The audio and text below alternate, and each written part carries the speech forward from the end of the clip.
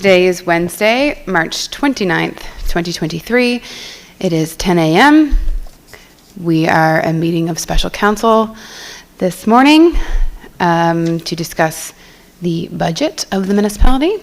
I'm Deputy Mayor Emily Lutz, standing in for our mayor this morning, who is present, but is recovering from illness and therefore is masked and opted to participate from my chair today. So thank you for having me. We'll begin this morning by taking roll call.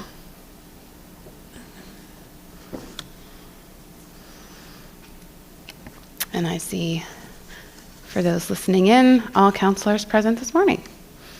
Nice to have a full group. I'll begin next by asking for an approval of the agenda. Can I have a motion to approve? Councillor Allen, seconded by Councillor Granger. Any discussion?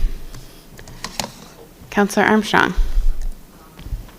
Thank you, Deputy Mayor. We were sent a document yesterday, I believe, which is going to be part of the closed session on number 7, but I believe that it directly impacts or could impact our budget or our budget discussions. So I'd like to see that come forward before we get into discussions of the actual budget. So you wish to move to the closed session first and then go into the budget after? Yep. Just my opinion. Thank you. Just your opinion? Okay. I think that's probably fine. Yeah. So, Council, you'll note we have item 7, closed session. Councillor Armstrong has expressed a desire to amend the agenda by moving it up to before item 4. Any issues with that course of action? She stated her reasons, believe they're valid, as they may have budget impacts. Okay. So consider that an amendment to the budget. The motion is to approve the agenda as amended. Any discussion? Before we actually call for the vote, I will say this. We have an agenda in front of us today, and I did want to remind council that we have scheduled an additional meeting next week, if needed, if required, to continue our budget deliberations. And one thing that I've been thinking of lately is that we've received a ton of information in a relatively short period of time, I think, compared to other budgets, with sort of things coming at us in different timelines. And it's a lot of information. So I did want to stress to council that we do not need to come to a decision on the budgets today, and that we do not have to feel rushed, and we can take our time. And if we feel the need to utilize the second date, which is next Wednesday, that is well within our right and something that many of us may be comfortable in. I see Councillor Killam does have to leave today. There may be desire to do that anyway. So as we move through this morning, I think we can make sure we're giving everything the amount of thought and debate and attention it requires. And so as you approve or not approve our agenda this morning, I would encourage you to keep that in mind. So I'll call the question on the agenda. All in favor or otherwise, please signify now.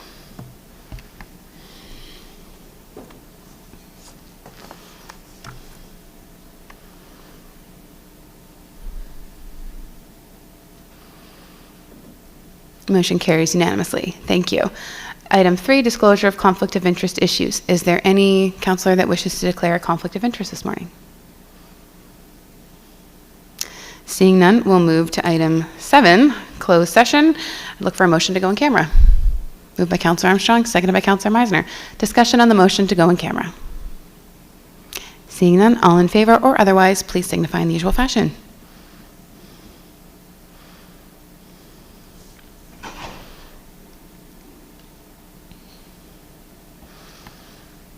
And to those of you who've tuned in, I can't give you a predictable time within which we will come back to public session, but stay tuned, and it will be sometime this morning. Thank you very much. We are in camera, and we'll just give staff a moment to turn off the recording and the broadcasting, not the recording.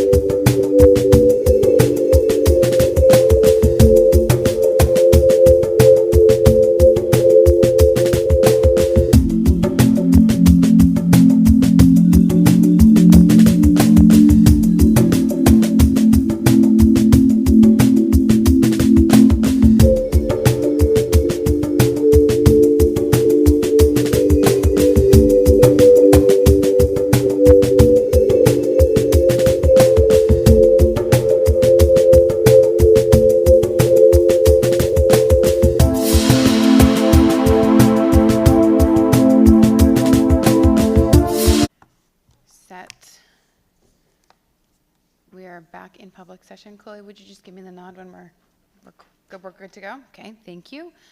So we're going to move on to our open session, public session. We have concluded item 7, which was bumped in our agenda to before item 4. We're at item 4, financial services, operating and water utility budgets, additional questions. I'll invite Ms. Roos up to the podium.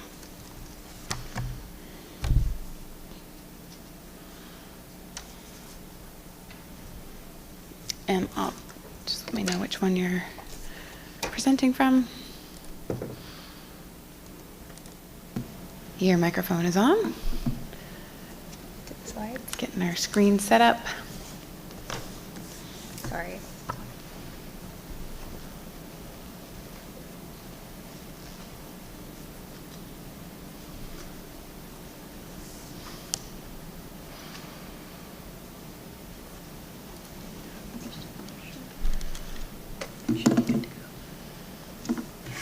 Thank you. Good morning. Before the budget deliberations take place, we're just going to have a brief session to allow for any supplemental questions that came out of last week's presentation of the operating utility and reserve budget. And before we go into questions, we just do want to give a little bit of an update on the RCMP contribution. So, subsequent to the operating budget presentation last week, we did receive an updated estimate from the RCMP regarding the contribution for 23-24. And as you can see on the screen, the amount is less than we had previously budgeted by about $261,000. So we had incorporated a 9.1% increase into the budget. Their estimates have come back now at a 6.04 estimate.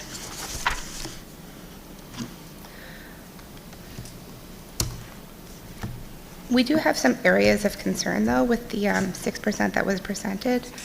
The current RCMP collective agreement expires March 31st, 2023. The 6.04% increase is factoring in anticipated salary increases, and the RCMP have indicated that if salary increases go beyond these amounts that are modestly included in the 6%, there would be steps then required to fund any shortfalls, which may then involve reaching out to municipal units for funding. You'll remember last year they had a settlement of a collective agreement that had been expired for a few years, which resulted in a significant one-year jump in the RCMP contribution. So we could be looking at a similar situation. And then the RCMP are still waiting for direction from Public Safety Canada on if the province will be responsible for the retro salaries or not, which could then trickle down to the municipal units. Therefore, at this time, staff are proposing that the amount be retained within the current budget, and if surpluses result, the funds will be transferred to reserve at year-end to help soften any future jumps to RCMP costs.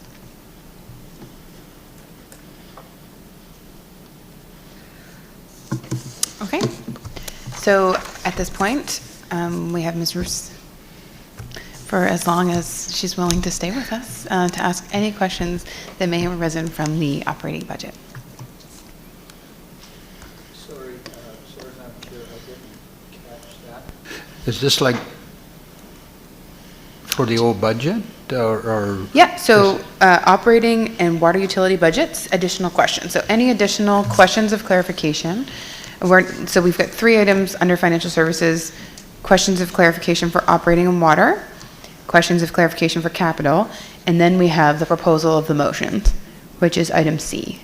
So this is questions of clarification time.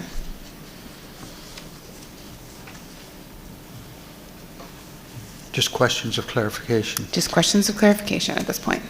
And on the capital, we had a note suggesting that the weather observation stations was being changed. Just to interrupt, Councillor, that's item B is capital. We have Mr. Livingston's going to come up for capital. Okay. The questions around capital. Okay. Oh, I mean, unless Ms. Roofs. I would defer to Director Yeah. Carr or... So- I don't know, it just puts up budget questions of clarifications. Right. On the agenda, it says operating and water utility budgets, additional questions. and for item A. Operating water and utility budgets. Yeah, and then item B, capital budget. Additional questions? Okay. Okay. Councilor Harding, you had your light on for a sec. Did you wish to? Well, I was just wondering Go ahead. about the COVID going back into the reserves. That's good for me. I think that's the way it should go, but is that in the budget to do that now? Through you, Deputy Mayor Lutz, to Councillor Harding.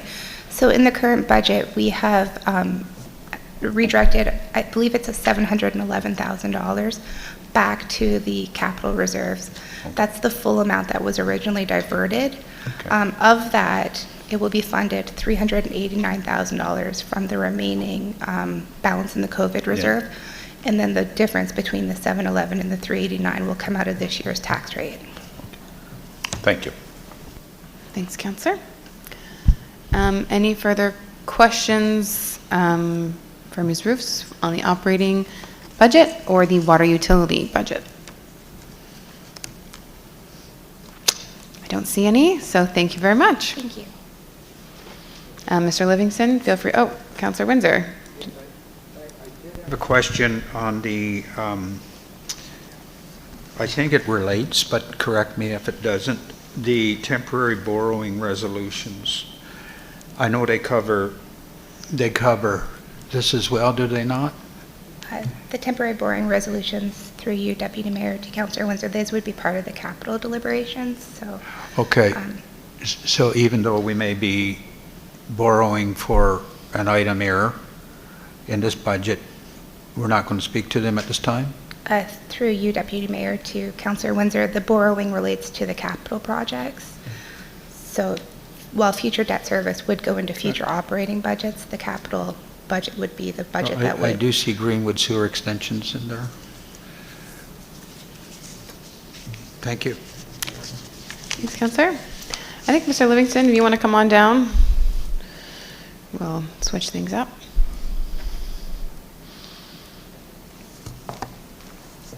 Do you have any little presentation as well ahead of time? Any clarifications or? Yeah, I'll be speaking directly to a particular project. Perfect. Go ahead.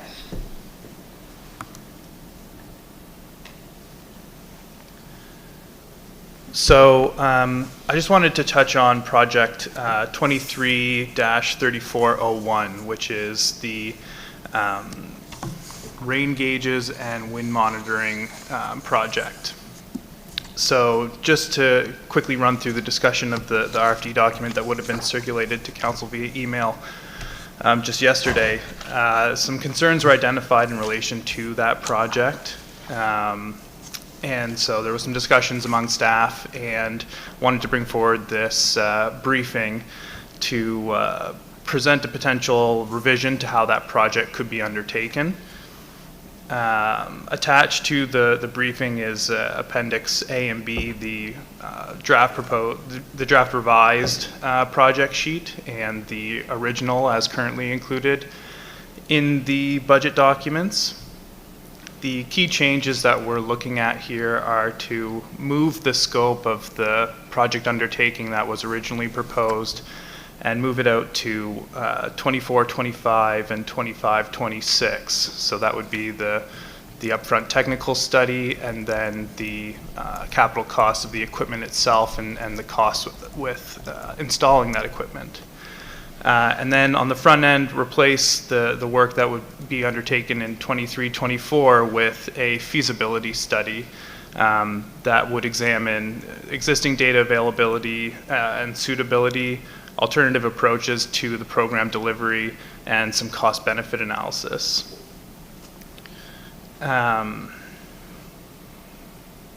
In addition to the revised costing and timing of the project, the revised draft project sheet includes a little bit more elaboration. It includes descriptions about the feasibility undertaking and then expands it to better articulate the targeted project outcomes and to better describe the need associated with the project undertaking. So just wanted to highlight that as a potential alternative to the way that project was initially put forward, and happy to take any questions on the financing side of it, and anything operationally, I think, in relation to that project, I could direct you to Director Quinn. Councilor Windsor. Thank you. Thank you, Mike. I'm just wondering, we had concerns. I had concerns about this one first time around. It's something right out of the blue. And right now, I'm not seeing, well, I guess I had a couple of concerns. I still have a couple of concerns. I'm not seeing weather or changing weather is such a huge impact on the operations that off the sewer system right there at that place at that point in time versus the weather that we know that we get on a regular basis, the weather that is forecasted. And we're not talking about investing in 20 or 30,000. We're talking about 550,000 here.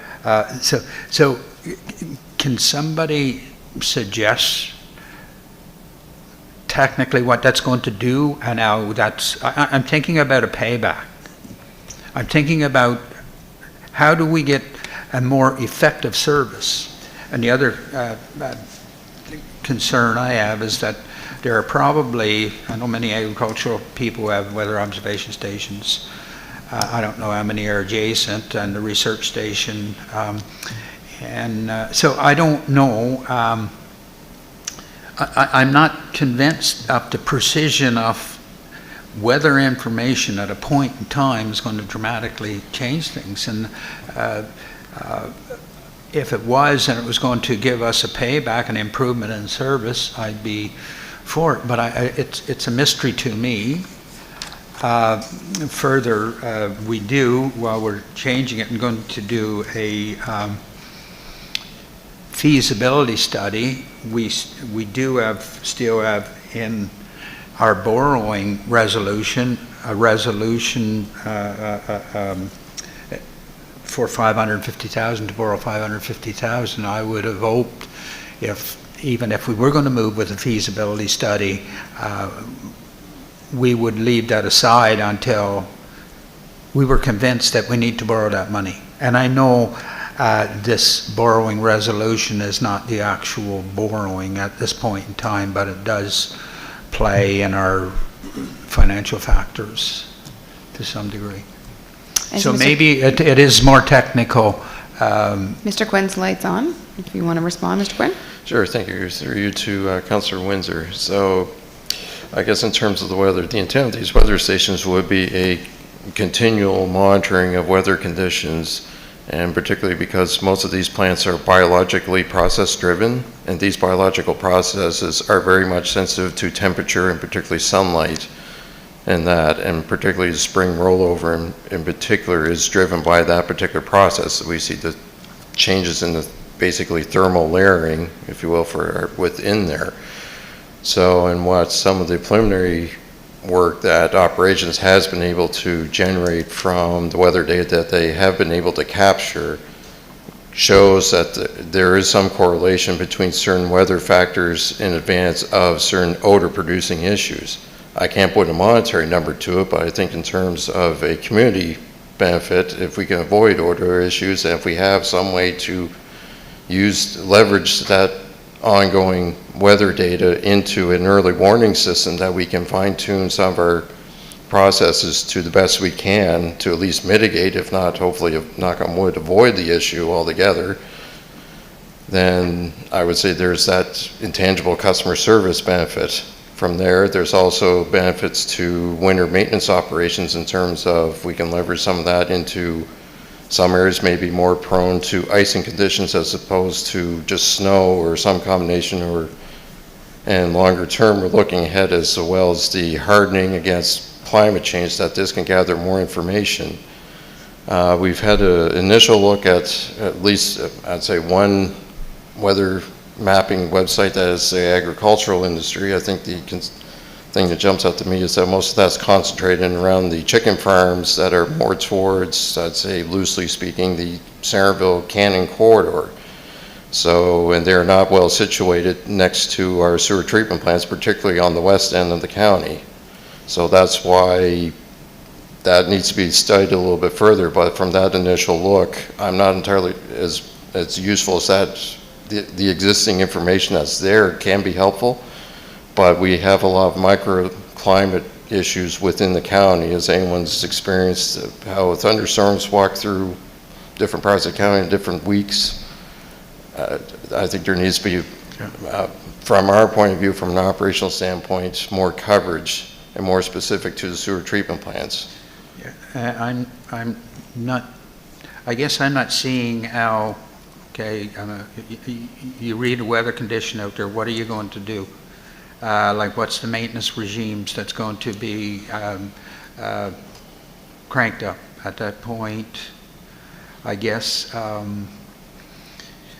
I just feel that we've got more processing on the ground, things that that needs improving and fixing, as opposed to something this sophisticated. And I've not been aware, I'm sure that you guys are, of where it's been done before, and perhaps you can tell me where it's been done, and have we checked in with their experience? Through you, I can't say we've done a lot of specific research on that, but we are aware that there are other areas that do monitor weather for these type of conditions, and certainly where we've done research in terms of exploring the odor issues that we've had in our two recent in recent years. We certainly, as I said, the information we have on hand is that, and the information we get is that certainly weather is a factor in these events. So Okay, we have a few other lights on, so we'll continue the conversation. Councillor Granger. Thank you, Madam Chair. I was just wondering if that number really jumped out to me too, and it is climate change is definitely impacting everything. So I understand the need for it. Just wondering if we're doubling up on things that are already out there. Are there companies that we could employ instead of actually having all of this ourselves that are already on that's what they do. They monitor climate change.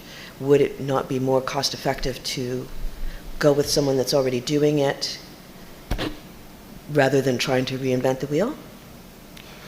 I think through you to Councilor Granger, certainly that'd be part of the assessment with the feasibility study that we're proposing, is that if there's existing ones that we can leverage, certainly look at, but in my earlier comment, I think the challenge we have is the map that we have looked at is that the coverage in areas is not very, particularly where we have variations within the county and weather conditions, that the coverage may not be there to be able to leverage that information, but certainly that would be definitely be something to be explored during the assessment period.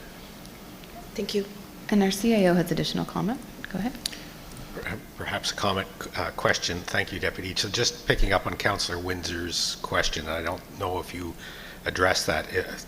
I realize you're talking now about doing a pre-design report that'll address things like Councillor Granger just put up. Would it not also address these operational things? Like how would the weather stations influence changes that you make to operations to try to mitigate an odor risk, like changing recirculation patterns or yes, yes, in the ponds? Through you. So one example is at one of the plants right now that we've seen the trend that is we've preemptively put a temporary recirculation pump in to try to mitigate some of that, and if that works and this is temporary recirculation pump at a particular plant may become a permanent fixture there's things we can do with the aeration systems to fine tune, add additional temporary aeration.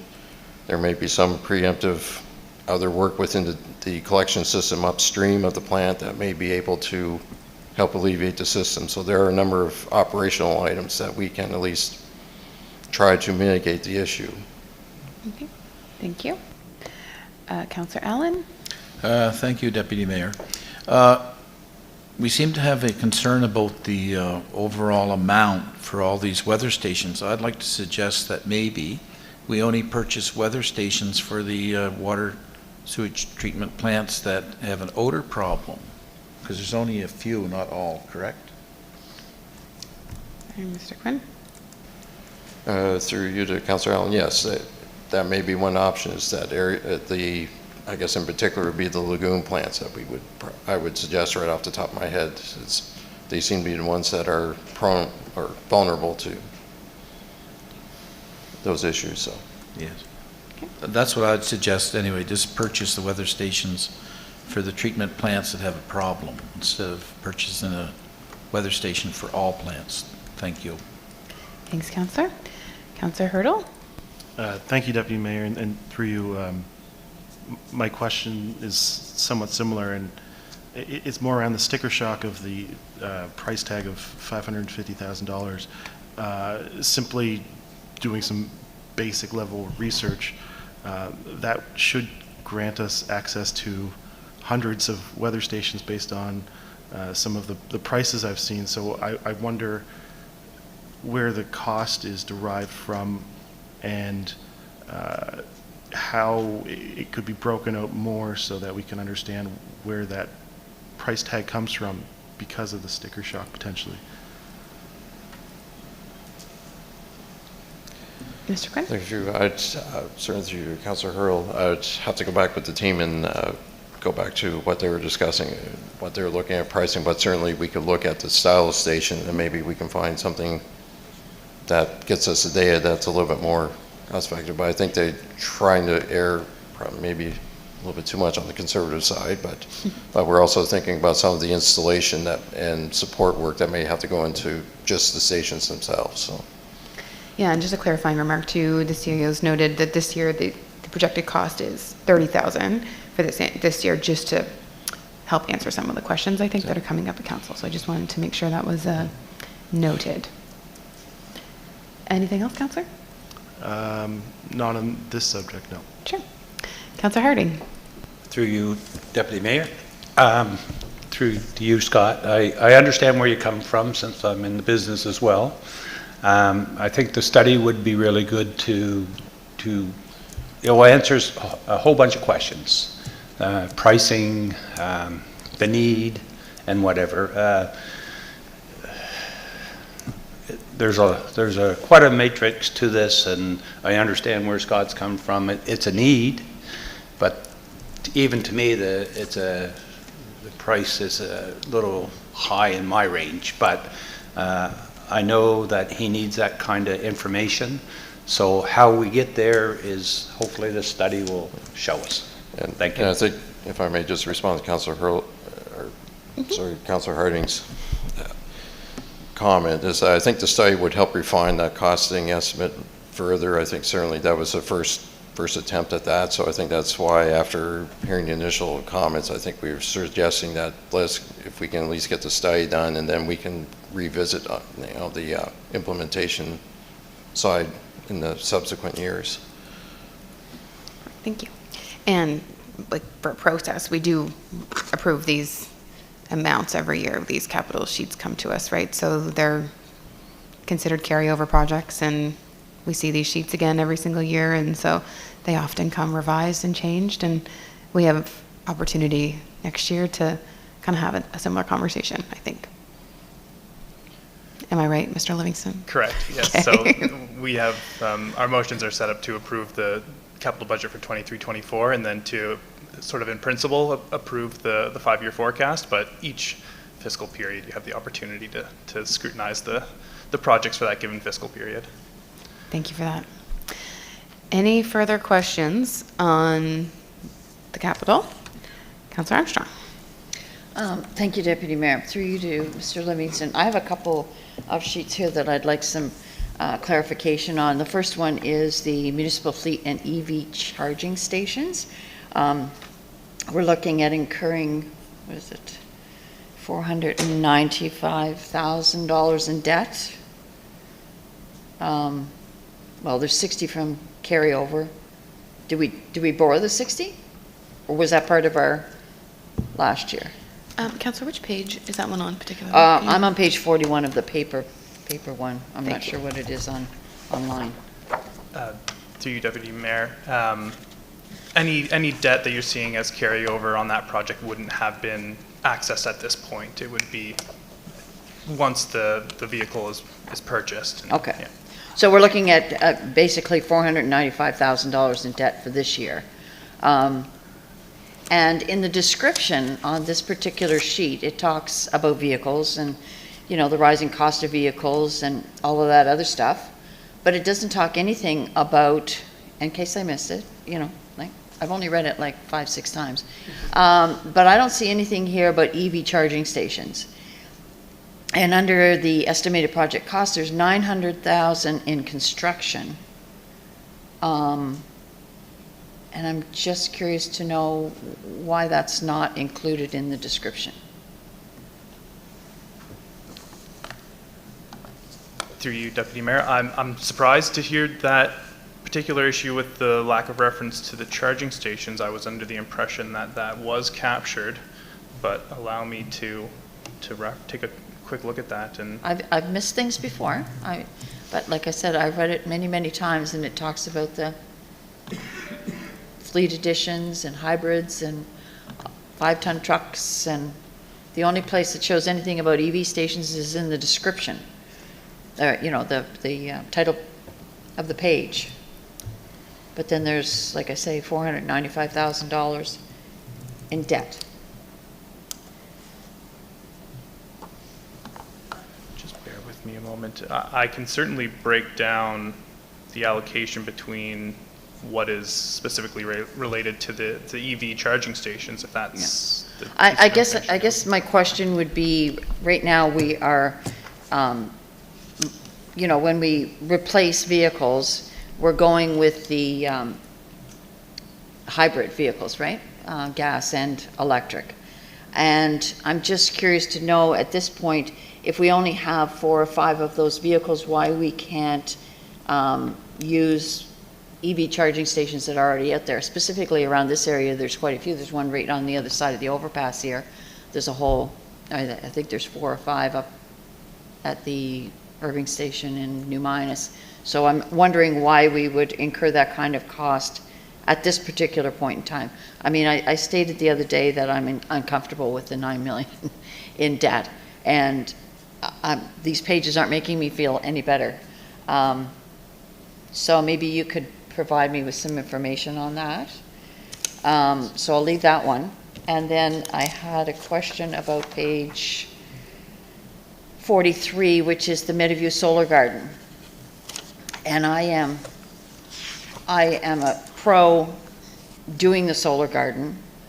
We're talking at this year about $533,000 of debt. I don't even want to mention the number we have for next year. But to my recollection, we at this point have no agreement, and I stand corrected, with Nova Scotia Power on this. We haven't entered in, it speaks of a partnership with the 2 First Nations. I'm not sure where we are on that. I don't think there's been anything signed. And yet we're looking at investing $1,066,000 in something that really, for the most part, doesn't exist yet. So I'm curious to know why we would do that without those other things in place. Why we wouldn't invest that kind of money when we don't have partners in place. Why would we incur all those costs and then ask them to join afterwards? You know. So I think I'll turn to the CAO, but I believe there has been a signed MOU with the First Nations, but I will turn it over to Mr. Conrad to clarify. Thank you, I think. So through you, Deputy, to both Mike and the councillor. So I think the intent is to make sure it's in there as a placeholder. I don't like to use that term, but it's a placeholder so that you can gauge the possible amount of debt going forward beyond this year. So the intent is to bring or attract as much third-party money as possible to lower that. So there are specific programs out there that either the municipality or the First Nations or even together can apply for. to bring in to lower that type of financing structure. But we still don't have, the go-ahead from Nova Scotia Power to even do this. It's not necessarily Nova Scotia Power, we're waiting for regulations in the province of Nova Scotia. But you're correct, we don't have a power purchase agreement. Right. We've been advised that the regulations hopefully will be introduced this year. This year. So this is more of a placeholder to say, it's not unreasonable to think in years going forward that this could impact the debt level of the municipality. Want to correct me, Mr. Livingston? I think you've accurately depicted the situation related to the project, yeah. And I guess I don't have a problem with the placeholder, except when it's going to be in our statement or in our budget for $1 million that we may or may not use. We're still telling the people that there's a possibility that we're going to borrow $9 million. So, yeah, I have a problem with that. Okay, that's it for me for now, I guess. Thank you. Thank you. Mr. Quinn, did you want to add anything? Lights on. Yes, thank you, Deputy Mayor. To Councillor Armstrong's earlier question about the EV charging stations, I guess the first one, I think it may be simply that the EV charging, in terms of the sheet that's there now, I think it might have been that last year, I think they were two separate project sheets, so I think this year they got merged in, so there may be something got lost in translation in that process. So, but certainly the intent is in terms of having EV charging stations in with this, and in terms of the operational need, is that this was going to be at several areas that would be dedicated to the municipal fleet, but they're also part of the effort was to tie it in with the green energy solution and energy storage. That would not necessarily be accessible with the public stations, and particularly thinking ahead to, say, if we had a large power outage in that these would be tied in, that they could at least store energy within them. If not, with some of these, the feasibility study was favorable to actually adding, say, a solar array to them, that we could actually be completely off-grid in terms of powering with an energy storage solution, that we could actually be charging our vehicles completely off of green energy and completely off the grid. So in terms of some of the context of why we're suggesting to proceed with the charging stations is largely on that basis. Thanks for that additional context. Councillor Windsor, do you have any, or Councillor Armstrong, any follow-up from that information? So we have all the paperwork in place that if this goes through, you're ready to go. You have an RFP or a tender all ready to go to install these stations, or are we still in this planning in the study stage? Through you to Councillor Armstrong, the design engineer should have the tender package basically drafted by the end of April at the latest. So we will be ready to go fairly quickly. We're just awaiting a grant application through Sustainable Community Challenge Fund through the province for the portion of the capital cost. So once we have those two in place, we're in position to tender. That's the NSFM-led program? It's one through Energy Mines, I believe. Okay. And how many hybrid vehicles do we have right now? Not including the ones that are on the sheet. There's 2 actively in the fleet, and 2 are expected to be delivered any time now. It's just delays due to the supply chain. After these acquisitions, we'd have 7. We'll have 4 in total in the Were you fleet. talking about Sorry, 3? and then including what's in there. Yeah, I believe so. Yes. Okay. And how big's our fleet? We're currently about. I think we're currently about 12 or 15 vehicles between all the different departments, and there's certainly been demand to add a couple more just because of different program and staffing needs. Basically, last year we were fighting over a handful, and we've actually deferred retirement of 2 vehicles that were supposed to have been replaced probably about a year or so ago, partially because of supply chain, but partially just basic demand within the organization for vehicles, particularly over the summer. Okay. And just one final question. This grant that you're waiting for, what kind of money are we talking about? They're coming with, I think it's a 60-40 split, so so theirs is, yeah, so it's a grant. So I think, yeah, from the sheet, 540 of the 900 is coming from the province. Thank you. Conceivably. Thank you, Councillor. Councillor Meisner. Yes, I'm just looking at fire department funding, and municipal council considered recommendations for a 7.7% increase, and I believe that was moved from the Fire Services Advisory Committee. I'm wondering if that 7.7 is factored into the numbers that we have here for funding, and then also I know that Kenville, one of our contracted, did not work that into the budget of the additional honorariums. So I'm just wondering if that is factored in for the ones that are not under contract. Are we also setting aside that money somewhere so we are able to make that adjustment for the contracted departments if necessary? So I think this is an operating budget question. Sorry, yes, Yeah, it was an that's operating. okay. If you, do you mind coming back up, Katrina? Yeah, thanks. And we had some conversation, but I don't know that you were here for that I wasn't one. here, Yeah, so okay. I do apologize if That's this okay. question was already answered. All but- questions are valid. Through you, Deputy Mayor, to Councillor Meisner.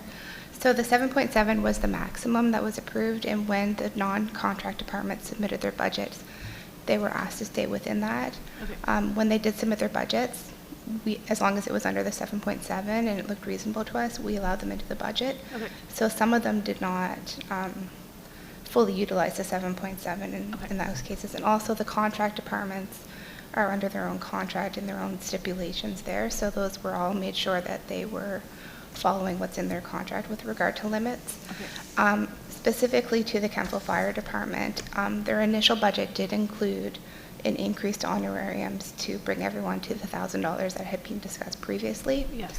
Our manager of inspection and enforcement did discuss with them that that had not been set in policy by council. Therefore, until a policy on honorariums was in place, we had asked them to remove that from their budget and to go back to the traditional honorarium level for that department. Okay, so there will still remain inconsistency then with honorariums in terms of some of these non-contracted may be reimbursing their firefighters for a substantial amount comparative to Kenville Fire?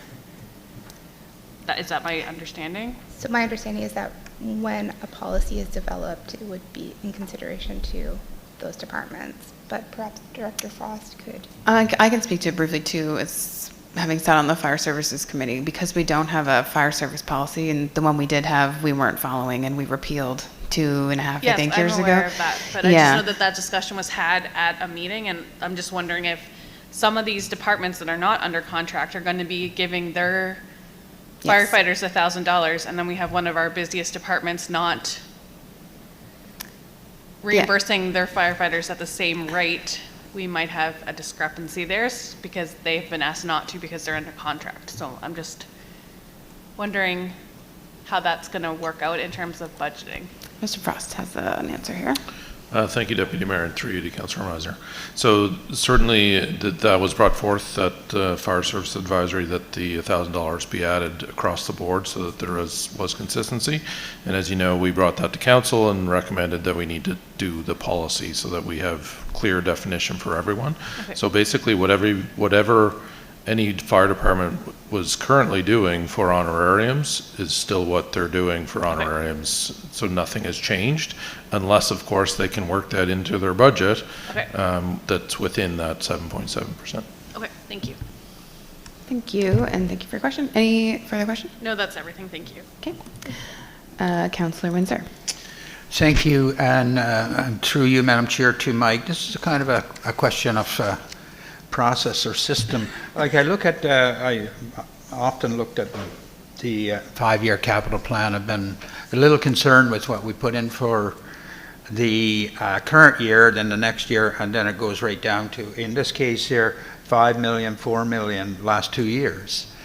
I know we've been working on an asset management system, which And I understood from prior questions that the information on our existing assets were already in there. I'm just surprised that those numbers are not in a more reasonable magnitude. I'm pretty certain that we're not going to have a capital budget of 4 or 5 million in the future. In fact, they will be probably in line with where we're currently at, and probably inflated if we're anticipating looking ahead to some of the issues that we've got, environmental and the like, and opportunity. So, where are we on this? And I don't know how vital it is, but we share our capital plan with the province. They need to see it every year. I don't know how that impacts their thinking in terms of financing us or not, but I don't think it's reasonable numbers that we're arriving at here. So maybe someone can answer that, and so that when we present a capital plan, we're fairly confident it's in the realm. We know the further out, the less specificity to the number. 5 years is not that far out. Councillor, just to clarify, are you talking about the on page 6 of the capital budget, the 5-year capital and project budget forecast? Yeah, it is. It's other places as well. Okay. But it's often been a concern of mine. Gee, you know, that doesn't look reasonable down the road. We've got first years, and second year we're showing at 34, which is probably more in line. Then we drop down to 7, 5, and 4. Through you, Deputy Mayor, I guess I hope I can address the question you have there. The reason, as you sort of alluded to, is that you get further and further from, you know, as accurate or reasonable of information the further out you look. The comments around how our asset management system is going to inform that budget setting into the longer term portion of that 5-year plan. We're very close to having full implementation of the new asset management software that will be able to do a little bit more of an effective job, you know, identifying the activities to be undertaken in that forecast. It's not quite there yet to be informing the budget process, unfortunately, but we will certainly be looking to the data available within that application and software in order to inform that process in the future. Yeah, and that's the intent, or the objective, is not only the physical asset management, but the financial, which have got to go hand in hand. As we project, projecting down the road, that should be part of our fiscal framework as we're looking ahead, and I hope that we get there real soon. Thank you. Thanks, Councillor. Councillor Hurdle. Thank you, Deputy Mayor. I'm taking advantage of your point that all questions were in order. So I'm going to ask about the lighting fees, if I may. Yeah, which page are you on? I'm looking at, let me see.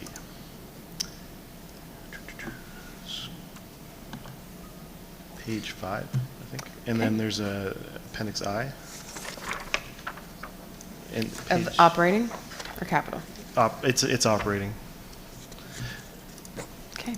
And my question is, with the street lighting for single dwellings being set at 35, but then Centerville has an exception. I think the new amendment would be 4.5, and Centerville, as the growth center, has a $4 per unit street lighting fee.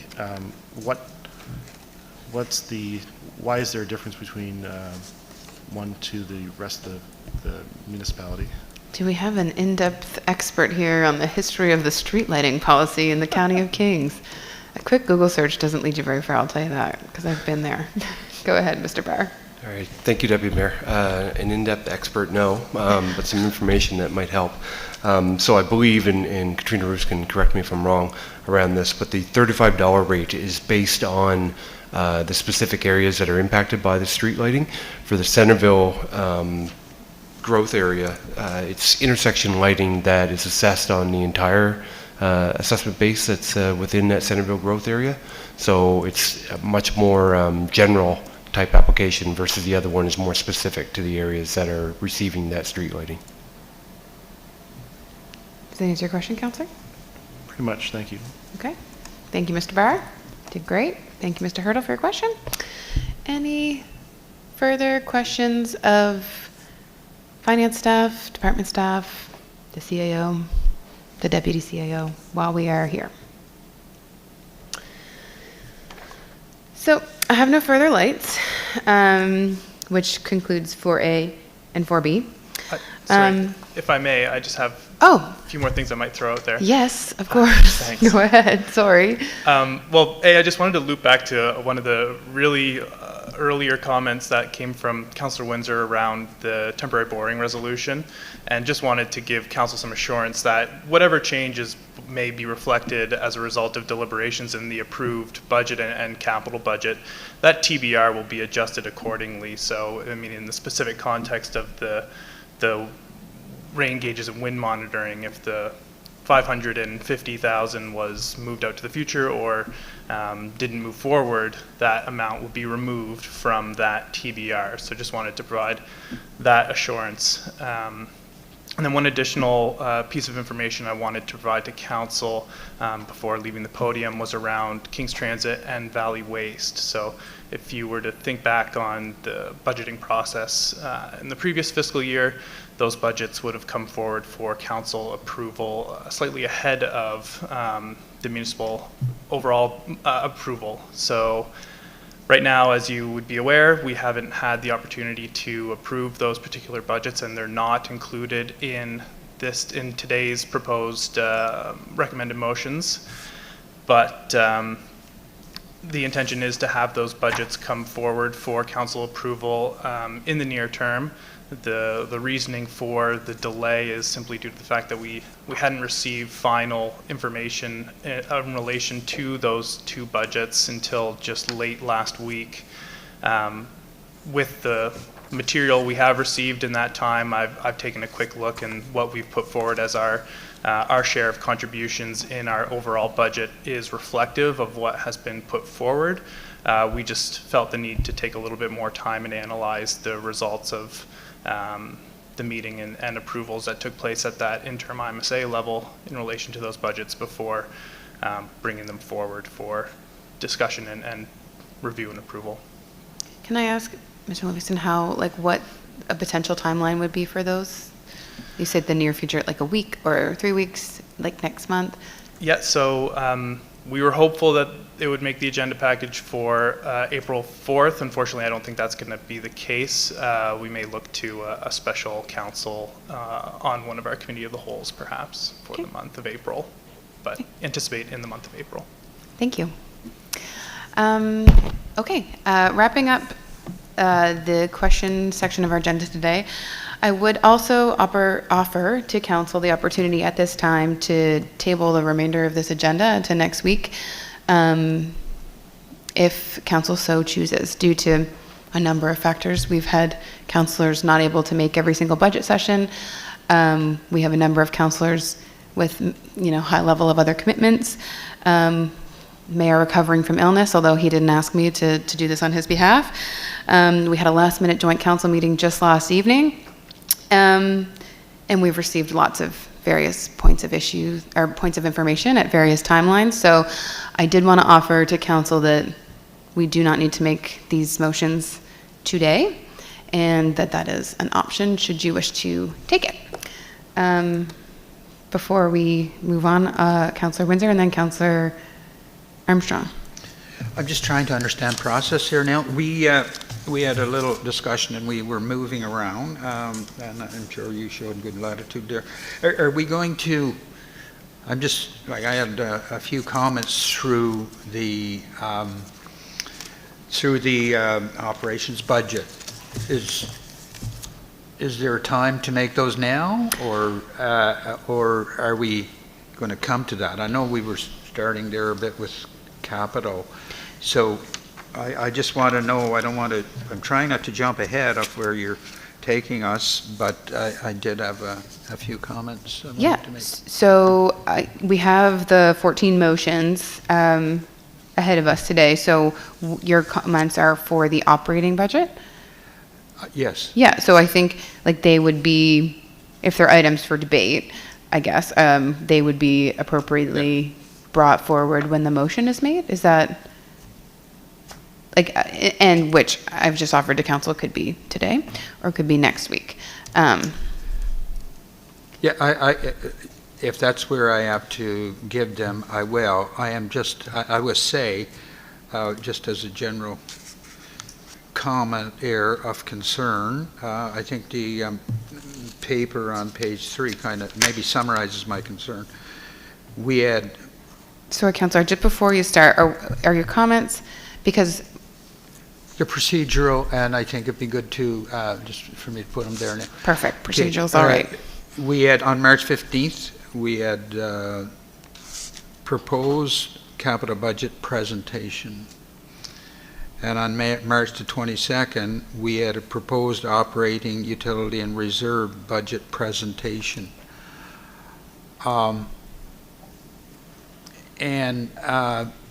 That really doesn't provide the opportunity for the deliberation of the elements of the budget, which is if you can't deliberate and agree the elements, I find it very challenging to come to the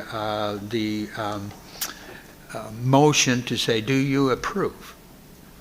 There seems to be a very large gap there from my perspectives, so I will leave it at that.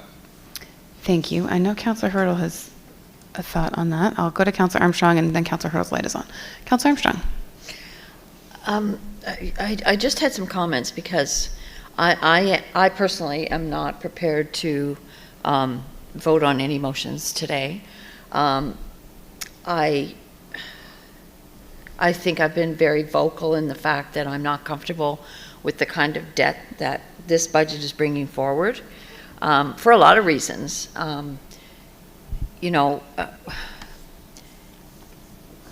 We're in a very tumultuous time right now where, the federal budget came down yesterday. There's talk about recession. I'm not sure that it's in our best interest to take on this kind of debt in this particular financial... We're not having debate. Yeah, just try not to debate because we're talking about procedure at this point. That's all. But if you're leading to procedure, No, I just okay. want to be... I would like to see staff bring something forward that I could work with, because this, I cannot, so. I think your concerns are similar to Councillor Windsor's in that there's a desire to make some changes and to be able to have the conversation around that. Yeah. So I appreciate those comments. Councillor Hurdle.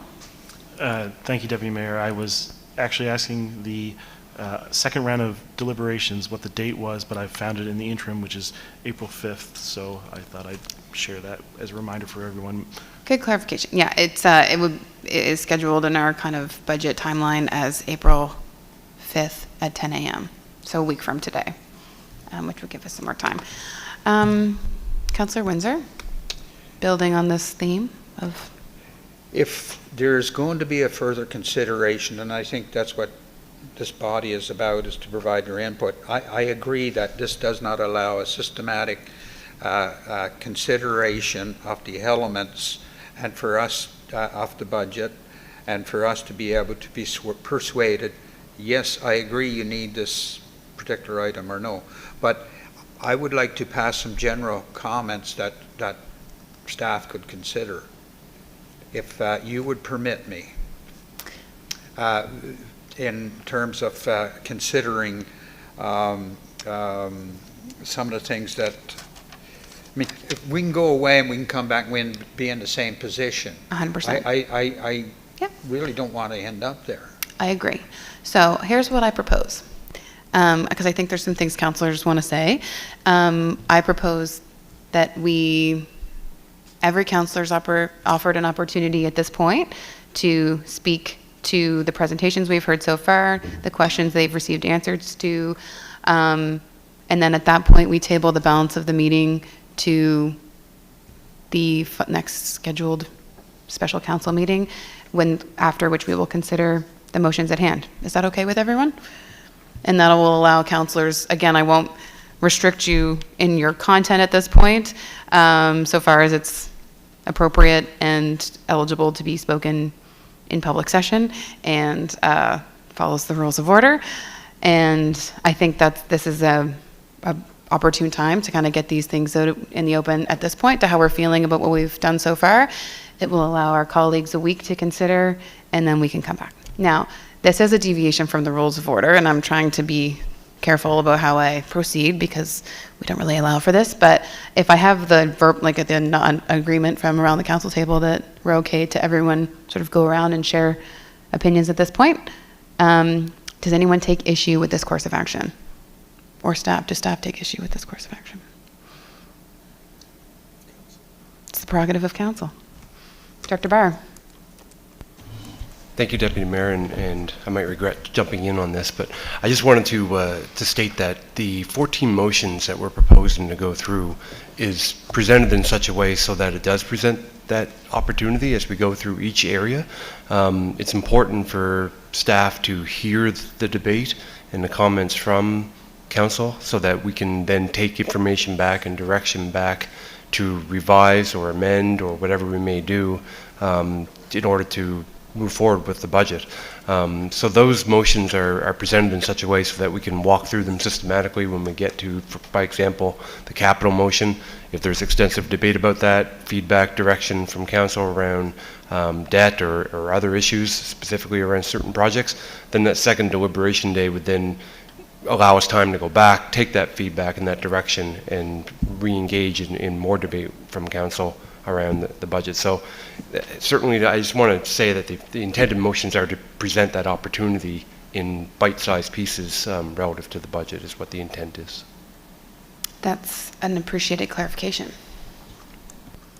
So I see our mayor over there thinking hard. I'm sort of looking to him because, and now that I guess that raises a point in that should councilors at this point, if we open the floor, suggest any changes, then it doesn't really allow us the opportunity to debate each other's opinions if we just do a round table. And so then following the rules of order does present a more organized way of allowing staff to capture that feedback and then make changes. So now I'm doing a full 360 on my thoughts. And there is option, as a Councillor Windsor or Councillor Hurdle and I discussed before the meeting, to amend the rules of order within which we debate the motions to allow for further discussion. There's that option as well. So I'm sort of seeking council's comfort level in which way they'd like to move forward. So we will, if you have any feelings on the matter, please weigh in. Councillor Windsor. I just think what the approach that you were just suggesting is the better approach. I think there's some overarching conversation that would be appropriate before we step down to the particular motions, and in particular motion to approve the operating budget. A motion that covers 165 pages or so. I don't know exactly, but I think it's somewhere in there. So, you know, some general comments, and if they take us somewhere, fine, and if they don't, but I think, and if we need our own permission to do that, let's ask for it. But it would be, I thought what you were suggesting, and you can start on the end somewhere wherever you feel it appropriate to start to ask for people's general feelings. Like, it's hard to get into specific if general feelings are not quite there yet. So I will leave it at that. Thank you, Councillor. Councillor Hurdle. Thank you, Deputy Mayor. I'm quite content to proceed, but on the motion we discussed, it would be suspension of bylaw number 64, item or paragraph 23, which would remove the number of times speaking per councillor and the time limitations. I would make that motion, but only after we've kind of had this more robust discussion going forward. But that's my thoughts, and I'd like to continue with the agenda if we could. Okay. What have I done? I'll look to council for maybe just an informal show of hands if we'd like to proceed with the motions following the rules of order today, or do a more roundtable type session. Either one doesn't preclude we move on with the motions today, or we could simply table the balance of the meeting and come back and be prepared to debate the motions with all of our thoughts next week. So, okay, so how are we going to do this? Who would like to table the balance of the meeting? Would we like to table the balance of the meeting till next week when we have more time to debate with all of the different issues we've had in front of us? Is there a desire to do that, or is there a desire to proceed today? If I don't get any lights, I think we'll probably just keep going. Yeah. So, I've got no lights, so Mr. Barr, you might have to come on back. And then, do you have a presentation, Mr. Barr? Do you have a presentation? Oh. Councillor Windsor. The only concern is that a motion is put on the board, we approve or disapprove or table. So I'm not sure that anyway, whatever council wants to do, I'm okay. I don't want it to be non-productive. I think if we could say certain things, it may be helpful, and it may be before we start to consider. We're not going to get in and say, okay, I want to amend the motion to approve the operating budget by A, B, C, D, E, F, G. We're not going to get there. It doesn't work. And that's why the exhaustive, and I say exhaustive, the expected maybe, debate takes place before, so that when you get to the point of the main motion, you're essentially there. Yeah. Yeah, the sticky point being that the rules of order don't really allow for exhaustive debate without a motion. Yeah. So let's proceed. Take it step by step and see how we do. Mr. Barr, welcome. All right. Thank you, Deputy Mayor, and thank you, Council. So yeah, we'll proceed through the presentation, and I think it'll be kind of evident in terms of a best path forward with this. So obviously the intent of this presentation at this point is to obtain approval overall of the operating budget and the water utility budget and the capital and project budgets. As well, there's a number of other areas, fees and rates, that require approvals as per agreements or legislation. So we've broken this out into a number of motions to kind of tackle some of those very specific areas, and we've formatted, I guess, in the order of the motions, the areas that are probably a little bit more straightforward, and as you get further into the motions, I think around number 8 is where we get into the capital and project sheet motion, and certainly the intent of staff is to have that motion get presented, and then the debate can ensue from there, and certainly no rush with these. So like, if that's the point for the extra deliberation day, is that if there's that kind of debate and feedback and another motion from council providing specific direction for staff from that, then so be it. We're here to proceed based on your direction. Yeah, so I think that's an important note, that there's always the ability for council to make a motion to direct staff to provide more information or to explore alternatives to bring back to council. Absolutely. Right? That's what you just said? Yeah, Good. absolutely. Okay. The intent is not necessarily to have this just pass easily. There certainly needs to be an opportunity for debate. Okay, great, thank you. So for context, and we've talked about it a little bit, there's been a number of presentations on this. So initially there was a budget preview document that was distributed to council earlier this month. That was presented at the Budget and Finance Committee and talked about it in detail, especially around various recommendations from staff. Then on March 15th, there was a presentation for the capital and special projects budget. And from that, because of the timing associated with that release, we extended to have opportunity for questions at the March 22nd meeting and obviously today, to March 29th meeting. Then on March 22nd, as you know, the operating and utility and reserve budgets were presented in detail, along with a number of recommendations from staff that make up where a lot of the numbers and recommendations that we had came from. And then obviously questions again today associated with that. So that's kind of the context, mostly for the public, I guess, in terms of the history of where the budget presentations have come from leading to today. So with that, in the RFD, as we stated here before, there's 14 recommended motions relating to a variety of different things, most specifically later on with the capital and operating budgets, the rate setting, things of that nature.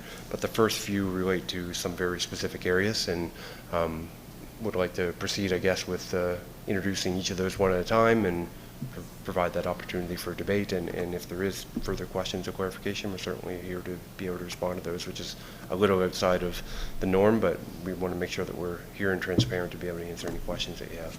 Sure.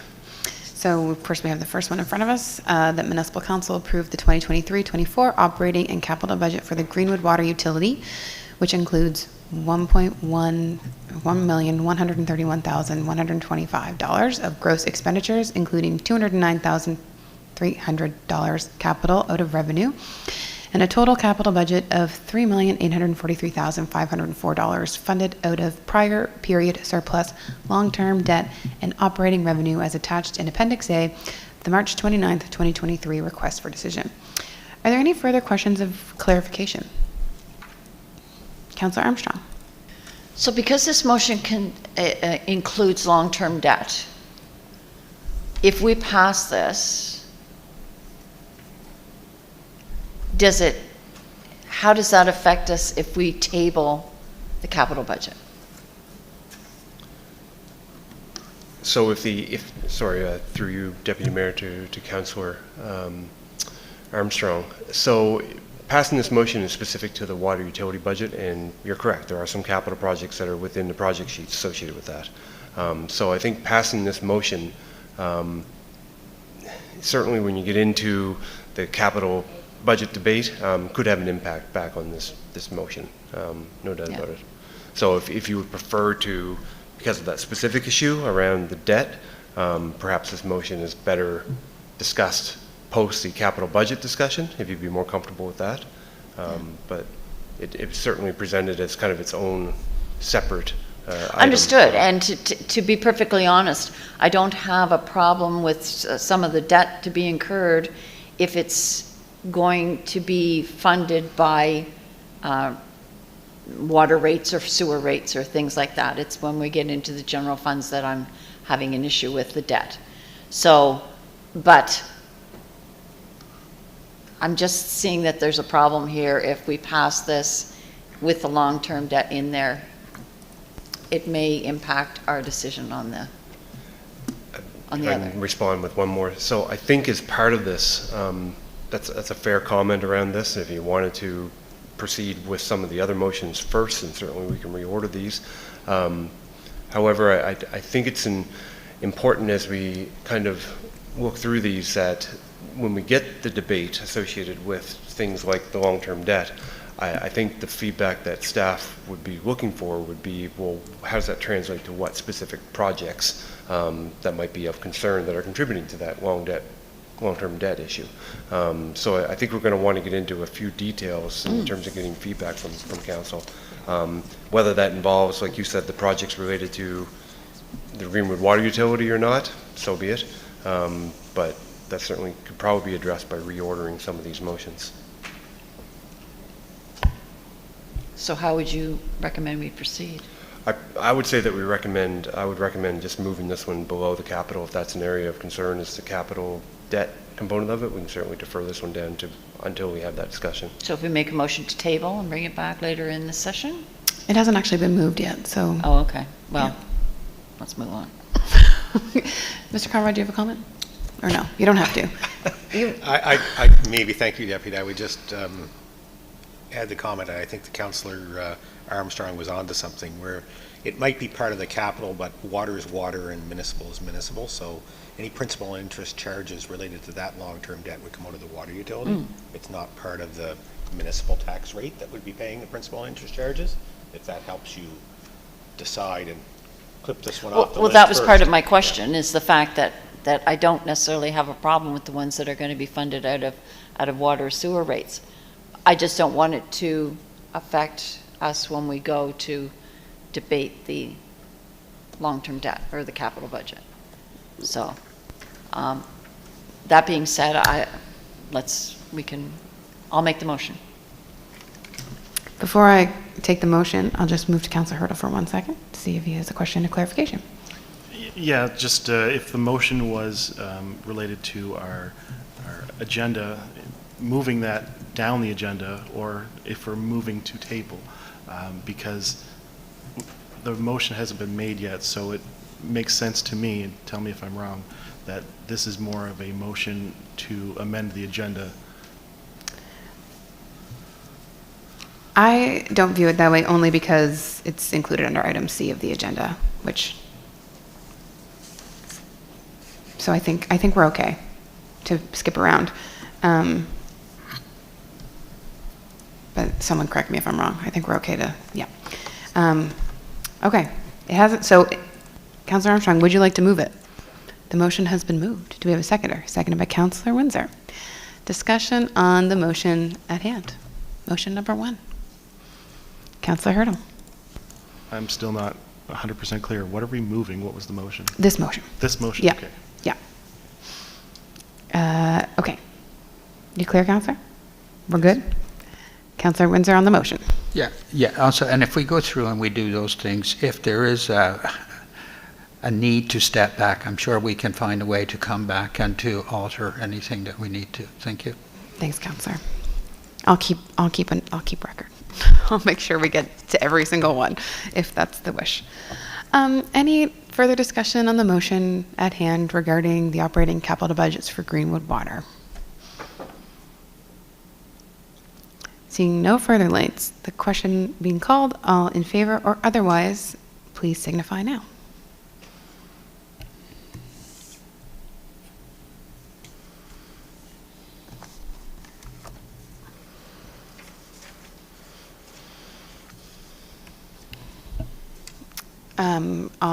The motion carries unanimously, and let it be noted that Councillor Killam vacated his seat around 11 o'clock and did not vote, obviously.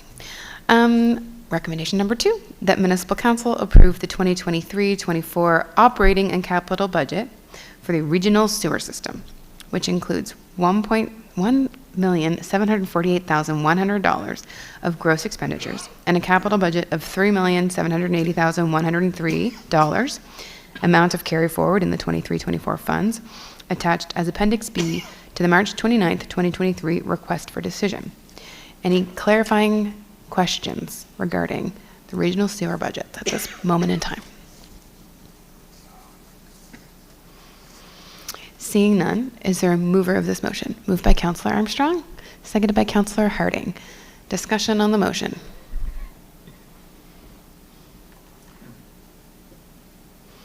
Seeing none, all in favor or otherwise, please signify in the usual fashion.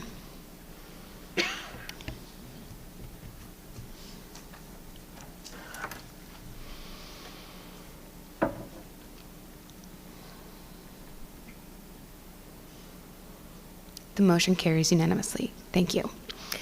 Item 3, the Municipal Council approve specific funding to external organizations identified in Appendix C, schedule of specific external organization funding attached to the March 29th, 2023 request for decision, totaling $3,001,275.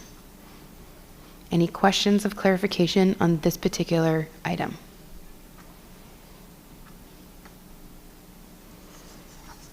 Seeing none, is there anyone on council willing to move this motion this morning? Moved by Councillor Allen, seconded by Councillor Granger. Do we have any discussion on the motion? Seeing none, all those in favor or otherwise, please indicate now.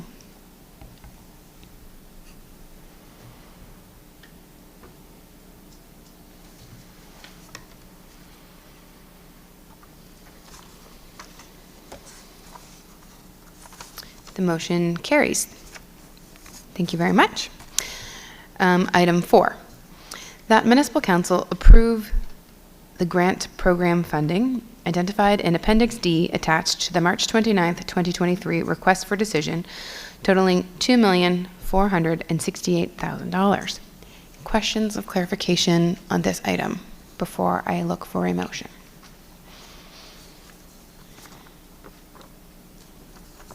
Seeing none, Councillor Windsor, question of clarification. Question of clarification? Yeah, it hasn't been moved yet. Okay, I was going to make a comment, but it's not really a clarification, so how do I do that? Well, would you like to move the motion? Yeah, sure. Do I have a seconder? Seconded by Councillor Granger. Go ahead, Councillor. Yeah, I was just going to say, and I have concerns about the budget and whatnot, which I will speak to when we get to it. But in some of those externals, I think we were fairly, what's the word, frugal. The external organizations, we increased their budget by $7,450. And for our grants, we increased it by $84,000.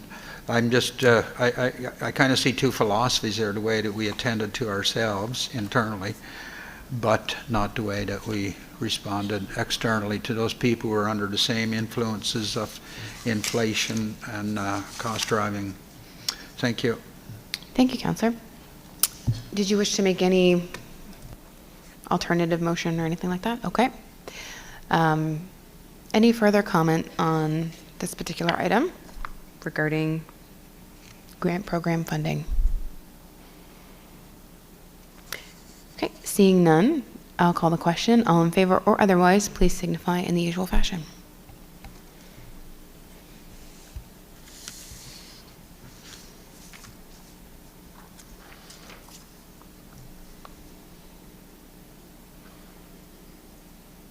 Councillor Allen, how did you intend to vote? Positively. Motion carries unanimously. Thank you very much. Moving to item 5, the motion is that Municipal Council approve the 2023-24 operating budget for the Kentville Volunteer Fire Department, attached as Appendix E to the March 29th, 2023 request for decision totaling $707,700 in revenues and expenditures. Questions of clarification on this item before I look for a motion? Seeing none, do I have a mover? Councillor Windsor, Councillor Meisner, seconds. Discussion on the motion regarding the Kentville Fire Department. Seeing none, all in favor or otherwise, please signify now.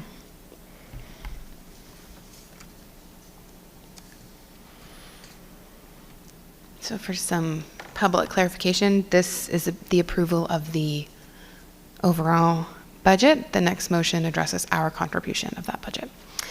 The motion carries unanimously. Item 6, that Municipal Council approve the 2023-24 municipal contribution in the amount of $468,300 to the Kentville Volunteer Fire Department. Do I have a mover of the motion? Councillor Meisner, seconded by Councillor Allen.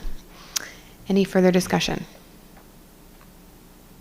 Seeing none, all in favor or otherwise, please indicate now.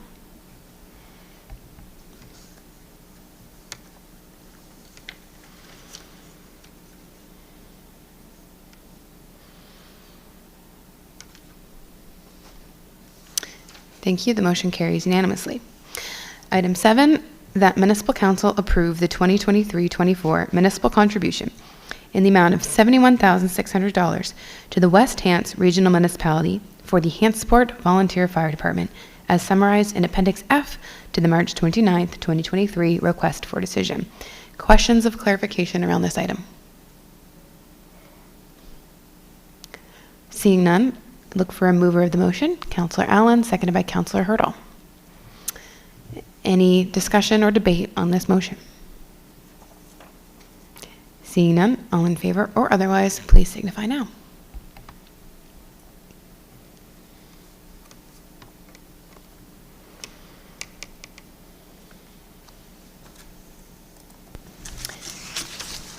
Motion carries unanimously with Councillor Meisner being out of her seat and 8 votes in favor. Mr. Barr, do you have anything to say? Thank you, Deputy Mayor. So now some of these motions, with the updated briefing that was provided this morning around that particular project, in terms of the rain gauges, there is some updated numbers to kind of reflect the proposed changes to that project sheet. Sure. Okay. Just waiting for the presentation screen to...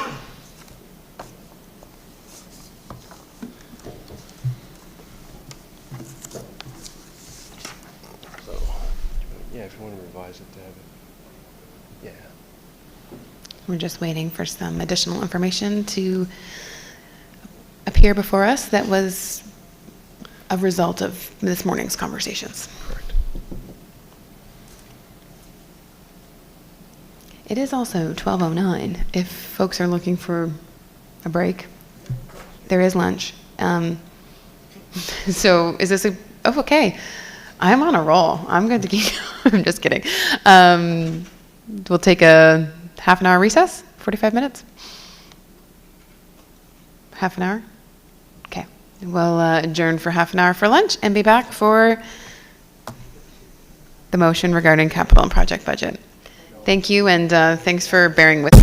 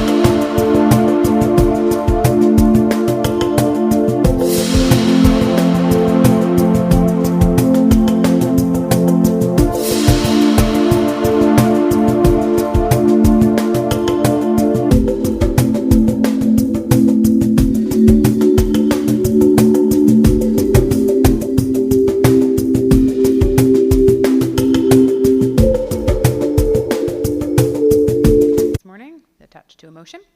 Before we look to receive this motion, Mr. Barr, Director Barr, is here to provide some additional context and some more information. Go ahead. All right. Thank you, Deputy Mayor. So in front of you here on the screen, we've highlighted what we're proposing as the motion related to the capital project budget gross expenditures, and this is completely reflective of the updated project sheet that we presented in the briefing earlier. So you'll see below we've got on the screen original motion recommendation, so the one that you have in front of you is for $29,206,166. And what we've done in that project sheet, as you recall, the recommendation is to defer that capital spending in relation to project 233401, the rain gauge and weather station project sheet, out until 24-25 and 25-26. So, and have $30,000 in relation to the feasibility study associated with it.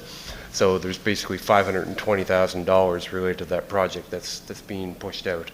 So we didn't want to put the recommendation in front of you that didn't reflect what we discussed a little bit earlier this morning. So to provide context, to show you the difference between the two numbers, there's a difference of a reduction of $520,000 solely related to that project, and our recommendation is to defer the capital spend on that.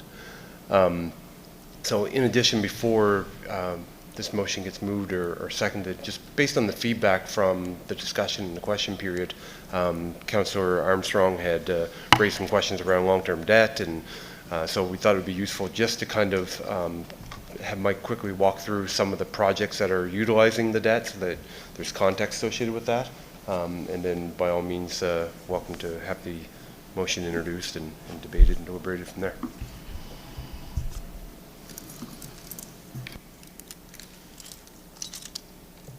I'm gonna get your lights on, sorry guys. There you go. Terrific, thanks. So on screen, I sort of zoomed in as much as I thought I reasonably could, is pages from the proposed budget book that has been posted to our website. This first page is one of three that gets into detail of the projects contemplated for 23-24, and you can see there on the almost furthest right-hand column is the column for long-term debt. And I'm just going to quickly go through some of the projects, and then perhaps there can be a point for further clarification if that's necessary. So the first project that looks towards utilization of long-term debt is the fiber wireless hybrid connectivity. That project was the one that was intended to connect our facilities to the fiber network. The Aylesford broadband pilot at $180,000 of long-term debt in 23-24. That project actually contemplates a return and is structured in such a way that the revenue generating potential of that project would cover its annual debt payments. The next project is the Waterville warehouse upgrades, $200,000 for the work to be conducted at that facility. Roads inside. Sorry, Mike, can you clarify where this is in the agenda package? Like the budget book? Page 7 of the proposed capital budget, or no? Oh, thank you, page 7. Are we all good? Yeah. I think so. It's just very small. Yes, sorry about that. Thanks. So I'd left off on the pedestrian infrastructure project that contemplates $200,000 of debt, and that's actually just a very small subset of the debt that is contemplated related to that project, and that's for the initiative out towards Horton High School, and you can see the larger scope of debt that's contemplated for that project in the subsequent fiscal period. So only a small amount in 23-24 for that particular project. Next is the Parks and Recreation, the facility upgrades. So just under $600,000 of long-term debt, and that's tied into the project out at the Aylesford Lake washroom facility. And so that was already an item of a decision point by council. Moving on to the following page, which is the group of special projects. The first project there that looks towards utilization of long-term debt is the municipal accessibility upgrades, $175,000 dollars of long-term debt contemplated for 23-24, and that project very much is just a placeholder at this point, as would have been discussed during the capital budget presentation itself. We are awaiting the associated regulations, so that is simply to enable response to those regulations if we determine that there is a need in the immediate 23-24. The next project is the active transportation infrastructure, and so this is tied into projects that have been approved for AT funding in large part. So those have been a decision point with council already, although there is a subset of that as well that is contemplating the extension of the Harvest Moon Trail. So there is debt associated with that initiative in there. The next project is the rain gauges and wind monitoring, and so based on a recommendation, that would be removed from the long-term debt contemplated for 23-24. In the next project, municipal fleet and EV charging stations, just under 500,000 of long-term debt. More than half of that, 300,000, was based on previous decision of council to reallocate budget that was initially intended to be towards the purchase of a 5-ton truck in the 22-23 budget, and the decision was to redirect that budget allotment towards EV charging stations. So there's $300,000 of that makes up that. The remaining portion is primarily associated with the elevated cost of vehicles themselves, with the notion that we shouldn't be drawing more out of our capital reserves than what was contributed by the asset that we're replacing. The balance is to be financed with long-term debt. The Meadowview Solar Garden, as was discussed to some degree already, that project contains $533,000 of long-term debt. However, it is more likely than not that that project will move forward in a substantially different manner than what is contemplated in the project sheet, and the project sheet is simply put forward to enable the municipality to continue to move forward with negotiations related to that project, and to move forward once those points are determined, and further reporting to council on that initiative.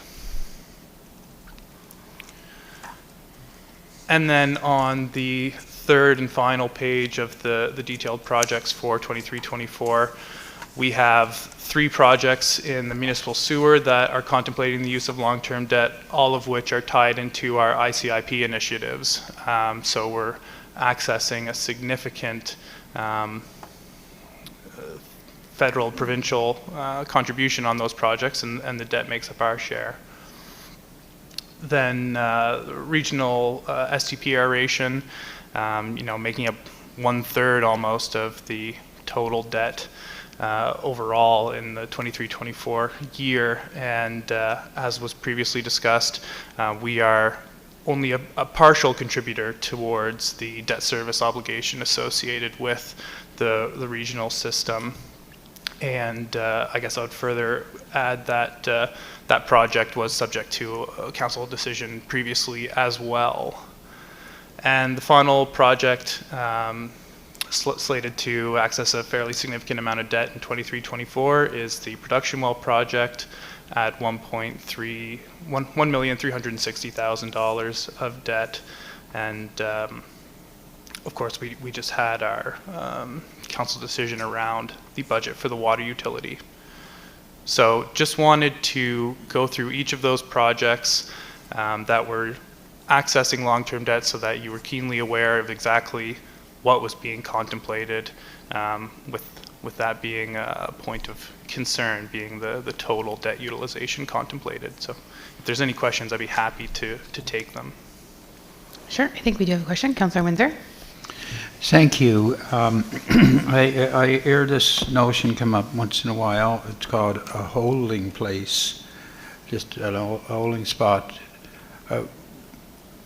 I can understand that it's in the plan, but why do we put a number in if it's just a holder, if we don't anticipate the expenditure and the year that we're budgeting for.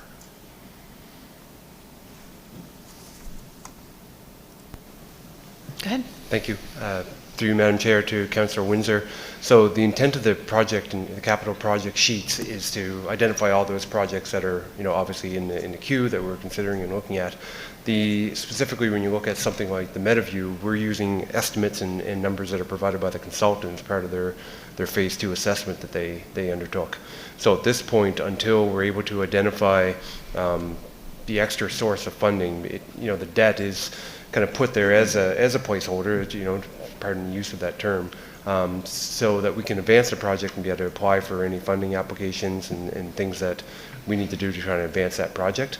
But certainly when we finalize the agreements and depending on the funding sources, there would have to be some final consideration for it. But we certainly don't want to put forward a project that hasn't at least looked at a worst case scenario type scope associated with it. All the debt allocations that you see in here are still in total within the low risk threshold of the SCI associated with long-term debt.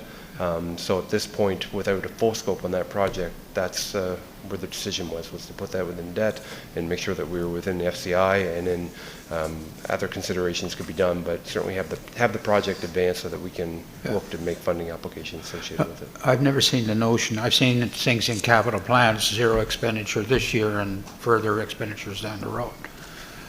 That's normal, but putting a dollar, like for the accessibility thing, we've got 175,000 in.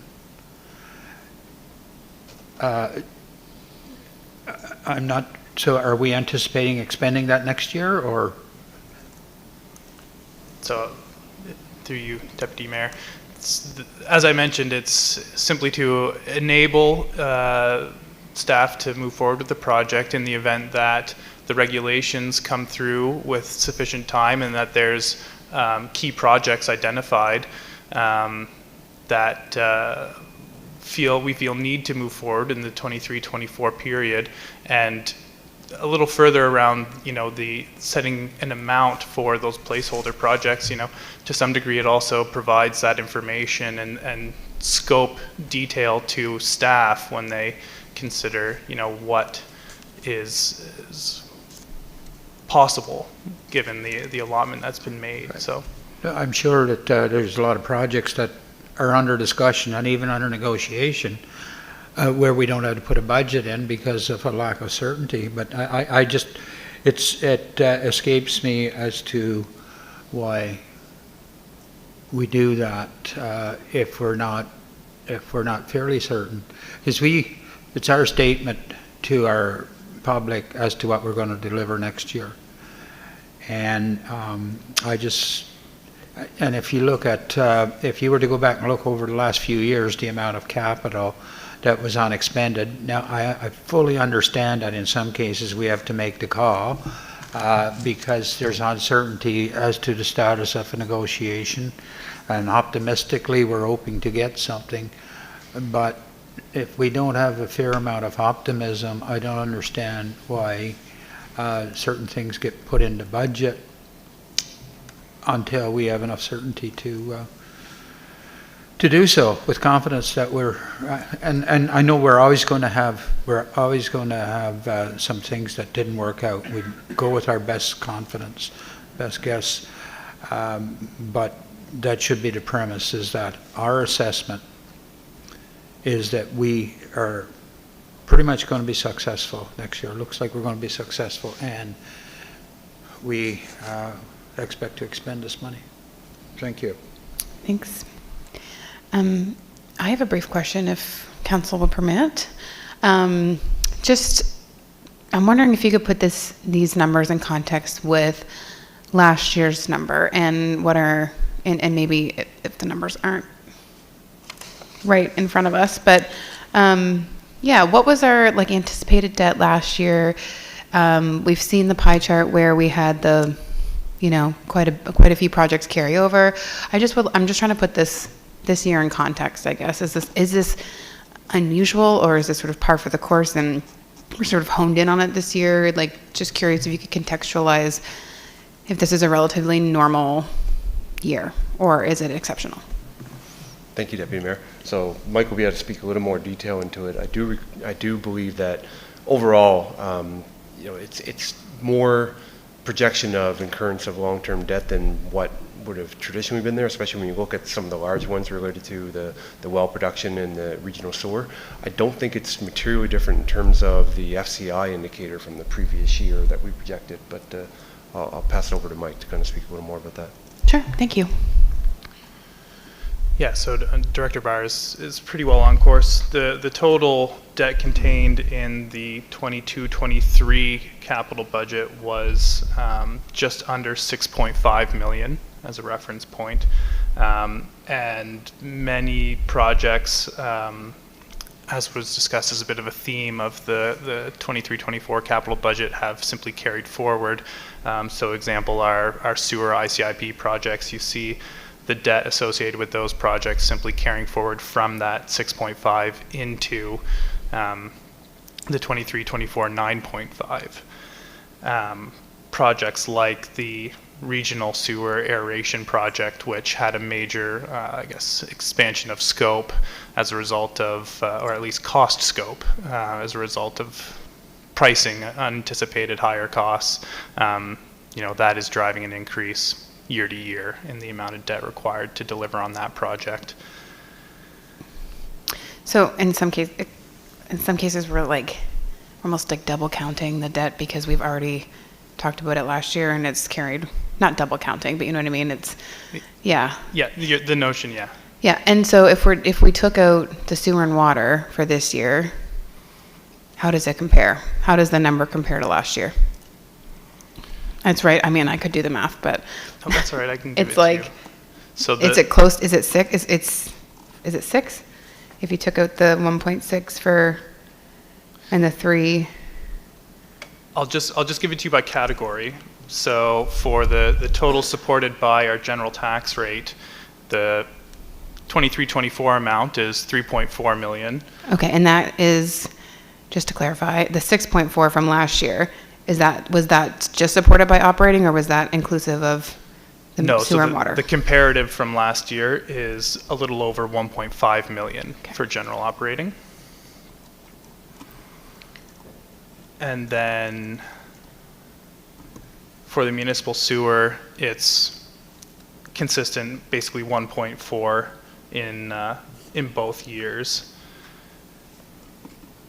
In regional, we're looking at the 3.3 compared to 2.5 million in the prior year, and like I had mentioned, that is primarily related to how the outcome related to the aeration project. And then the Greenwood Water Utility is just under $1 million in 22-23 compared to the 1.3 in 23-24, and that's just simply related to the scope of work expected to be completed during the fiscal periods. Thank you. Go ahead, Director Barr. So if we can pull back up the recommendation, Mike. So at this point, just wanted to explain the difference between the one you would have had in the RFD and why the number changed, obviously related to that one project, but we would ask that this recommendation be considered and deliberated by council. Okay. Any further questions at this point in time? Councilor Hurdle. Thank you, Deputy Mayor. Through you, do we have a breakdown for years into the future on what we anticipate our debt servicing costs might be? Much like our total number we've just received for the debt? Your mic's on, Mr. Livingston? Terrific. That, over the 5-year forecast, it's not detailed in the budget book itself. The information is available and could be shared with council. Okay. Councilor Armstrong. Well, I just wanted to draw the attention at page 5 in the paper budget book. There is a forecast debt service obligation which runs through 27-28. It's just a graph.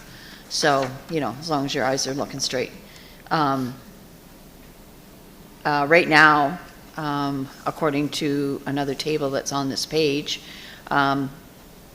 there's 172,000 in interest this year, or this coming year, 23-24.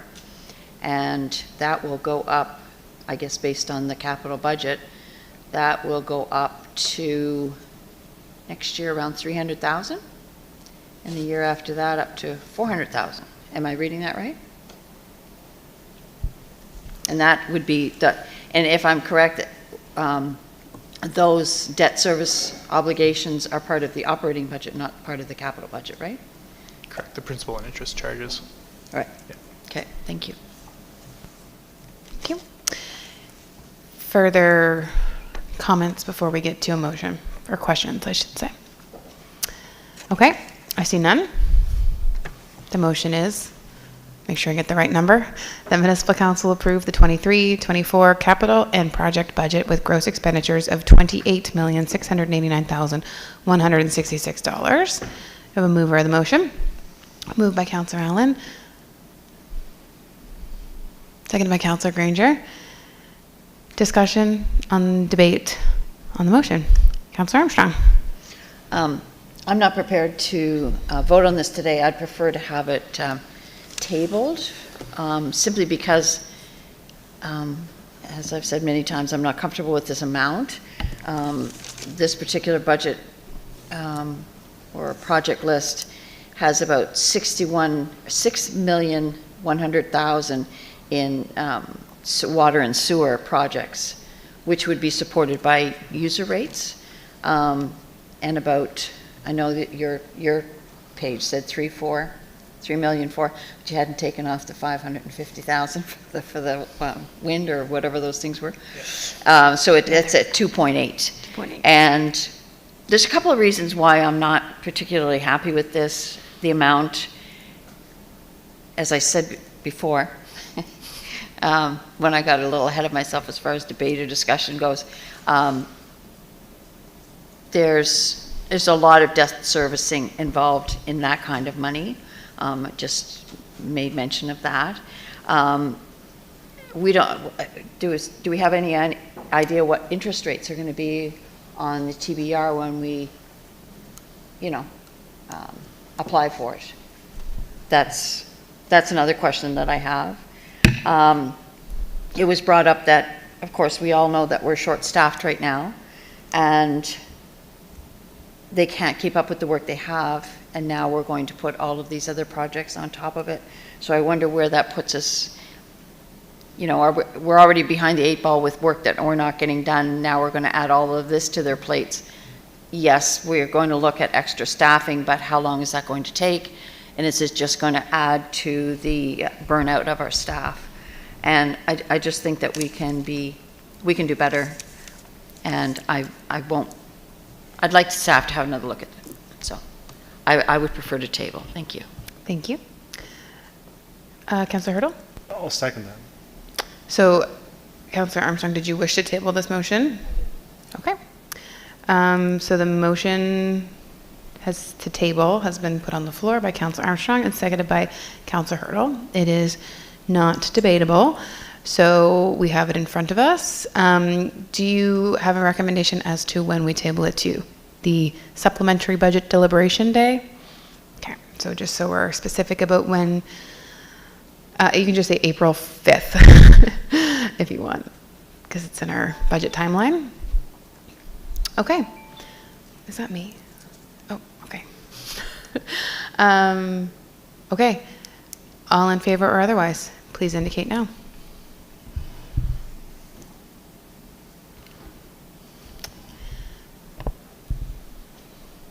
And Councillor, I would ask maybe you follow up with, do you have some sort of direction? So we have I'll just release the vote. 8 in favor and 1 against for this particular motion to table. Do you have any direction to staff on this matter, or is it simply a week to consider what's in front of us? I guess sort of looking to give some direction to staff and see what council's expectation is for when we do bring this motion back. I'd like to see some of the things perhaps pushed further into the future. Maybe we just do consulting at this particular point in time, or just set some things aside. You know, I just think it's too rich. So some With the second alternative home. scenarios? Yep. Staff, is that sufficient sort of direction? Do you wish to have that in a motion? We okay? We're okay? Okay. Thank you very much. Okay. That was item 8, which has been tabled to the April 5th budget deliberation meeting of council. So item 9 is regarding the 5-year capital plan as summarized in Appendix G. Director Barr, and then I'll come to you, Councilor Windsor. I would recommend that motion number 9 and 10 also be tabled, since they're in conjunction with the same subject matter. We'll get there in one moment. Councilor Windsor. Actually, Mr. Barr just made my recommendation. Okay. So we can just defer them. We don't need to have them moved and seconded and then move to table. So just a motion to defer this issue to the April 5th meeting. Moved by Councilor Meisner, seconded by Councilor Hurdle. Thank you. So motion to defer recommendation number 9, that Municipal Council approve the 5-year capital plan as written in the agenda package. Councilor Windsor? 10? Pardon me? Was that supposed to be 9 and 10? Oh yeah, 9 and 10. Thank you. We might as well do them in the same motion. So the first being related to the 5-year capital plan, and number 10 being the temporary borrowing resolution from the province of Nova Scotia. Councilor Windsor, did you have anything additional? Okay. All those in favor of the motion to defer items 9 and 10? Councilor Windsor? Yes? Yeah, I think to staff, while you're looking at those things, you've heard a lot of reference to our reserve balances and our debt and things like that. I think it would be good to go back and give a broader consideration to all those things. You know, how it works, all the budget elements, all the fiscal framework works together. So I think that it would be good to look at those things. And we see our reserves increasing, our operational reserves, and our debt increasing. Those elements should factor into the considerations of staff as you look at things. Mayor Matart. Yeah, thank you, Deputy Mayor. This was my concern, is I don't mind deferring it at all. It's the question is, in aid of what? What are we asking staff to do while we defer that? Well, this is deferred. We haven't been very specific about that. If it were to come to a vote today, why would one not be voting in favor of it? What would one like to see changed? What do you expect staff to come back with? I've heard a couple of things, which is good, but if anything hasn't been stated, then it should be, so that staff has has a clear indication of what it is we're asking them to reconsider when they redraft or come forward with some optional representation, because I don't think we've been very clear in that regard. It's if all we're doing is putting off a decision, that's not productive unless we're putting it off for a good reason. So if we expect something different to come back, what's the difference that we're looking for? Thanks, Mayor. Councilor Hurdle. Through you, to answer the mayor's question, and the reason I seconded the motion to defer or table was to ensure that we were looking at projects that were absolutely necessary to complete now versus things that may potentially be able to be put off without incurring long-term debt. And understanding what our expectations of the public are for our supplying of services versus the cost that this is going to incur in the long run, or take out of our ability or future council's abilities to make decisions based on incurring long-term debt. So are there things that we can pare back, remove, reduce, or eliminate that would otherwise reduce our debt burden is where the reason I voted. Thank you. Okay, I have no further lights. All in favor or otherwise, please signify now. Apologies, we had a vote, but I jumped the gun. Apologies, Chloe.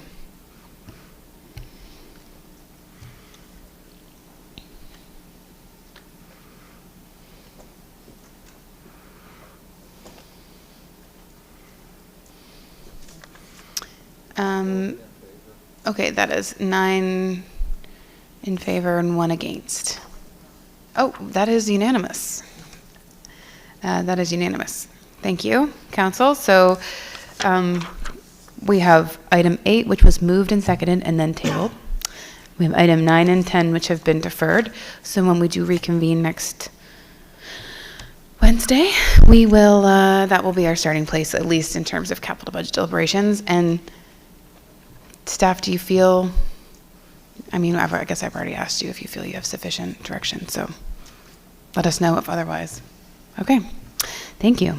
So item 11 is ahead of us. Director Barr, do you have anything further on this item? I don't on number 11. That can proceed. Okay.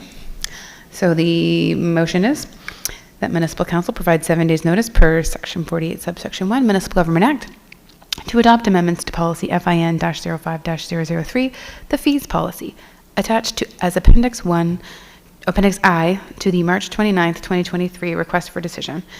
Proposed amendments: A, that fees for streetlights be approved as follows. Centerville properties be charged $4. Canaan Heights properties be charged according to Bylaw 97. All other properties be charged $35. B, the fees for sewer charges be approved as follows. Single-family dwellings and like units be charged $570. Vacant lots be charged $171. The flow rates be amended as follows. 1, Part 1, $3.23. 2, Part 2, $3.84. 3, Part 3, $4.47. Questions of clarification prior to looking for a mover? Councilor Hurdle. Thank you, Deputy Mayor. And in highlighting some fees that looks like they potentially decreased, did it, for the all other properties charged, did it reduce from 42 to 35? Is that from last year, is that the recommendation? Director Barr? Yes, through you, Deputy Mayor, to Councillor Hurdle. That's correct. All right. I wanted to highlight that because it's not very often we get to see a decrease in fees. So I really wanted to highlight that point. Thank you. Questions of clarification? Councilor Windsor.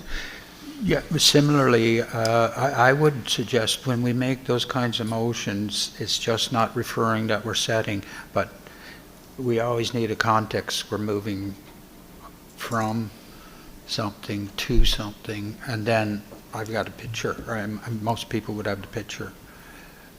But even if it was 35 and an increase, we don't know if it's moving from 15 to 35 or whatever, but it would be helpful to have to adjust, because we're not setting first-time fees, we're amending fees. Thank you. Thank you. And I believe that all that information is in Appendix I, right? Yeah, like what it's going from, what it's being amended from and to. Okay. Report is taken, Councilor Windsor. Any further discussion? Sorry. Do I have a mover of the motion? Any further questions of clarification before I look for a mover? Do I have a mover of the motion? Councilor Meisner, seconded by Councilor Hurdle.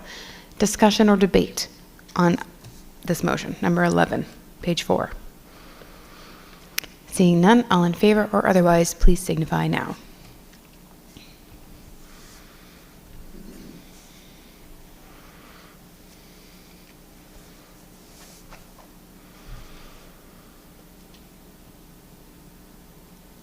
The motion carries unanimously. Thank you. Item 12, The motion is that the 2023-24 operating budget, with gross expenditures of $59,787,350, be approved as summarized in Appendix J to the March 29th, 2023 request for decision. Director Barr.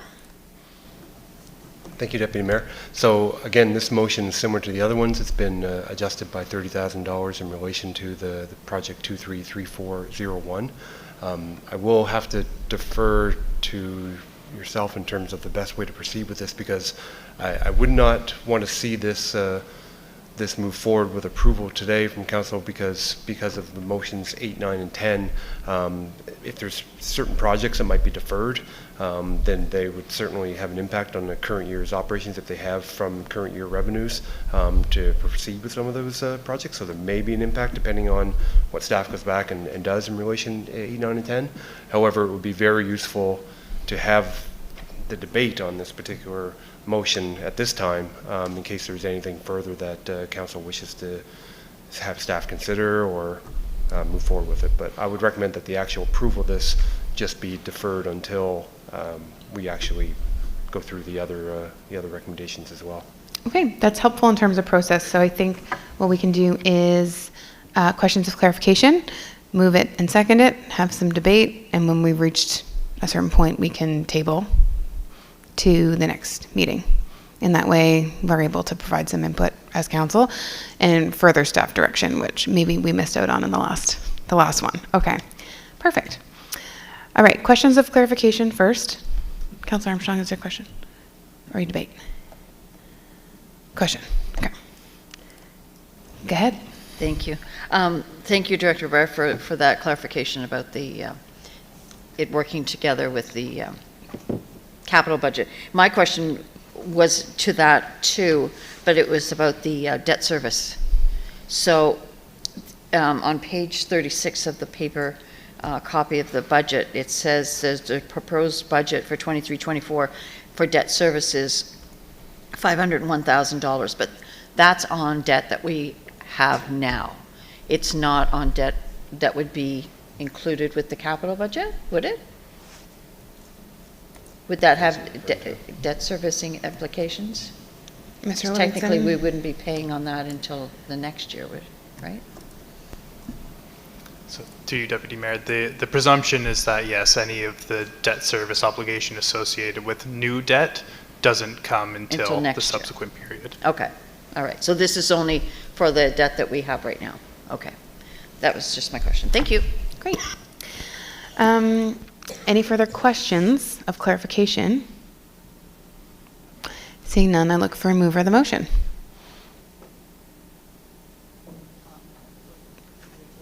We're going to move it and second it, and then we're going to discuss and get some things on the table, and then we'll table it if that's what council wishes. So Councilor Granger, seconded by Councilor Armstrong. Discussion on the motion as it reads currently.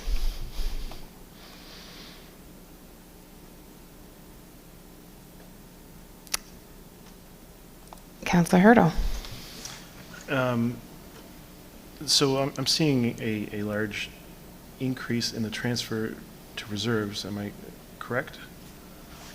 Just will look to Director Barr. Go ahead. Thank you, Madam Chair. Through you to Councillor Hurdle, yes. It's driven mostly in relation to when we talked about the enhanced capital reserve contributions that we're looking to make. So both the replenishment in relation to the COVID reserves that were previously transferred out and the move towards addressing the impairment associated with the capital reserve that was discussed back at the March 22nd meeting.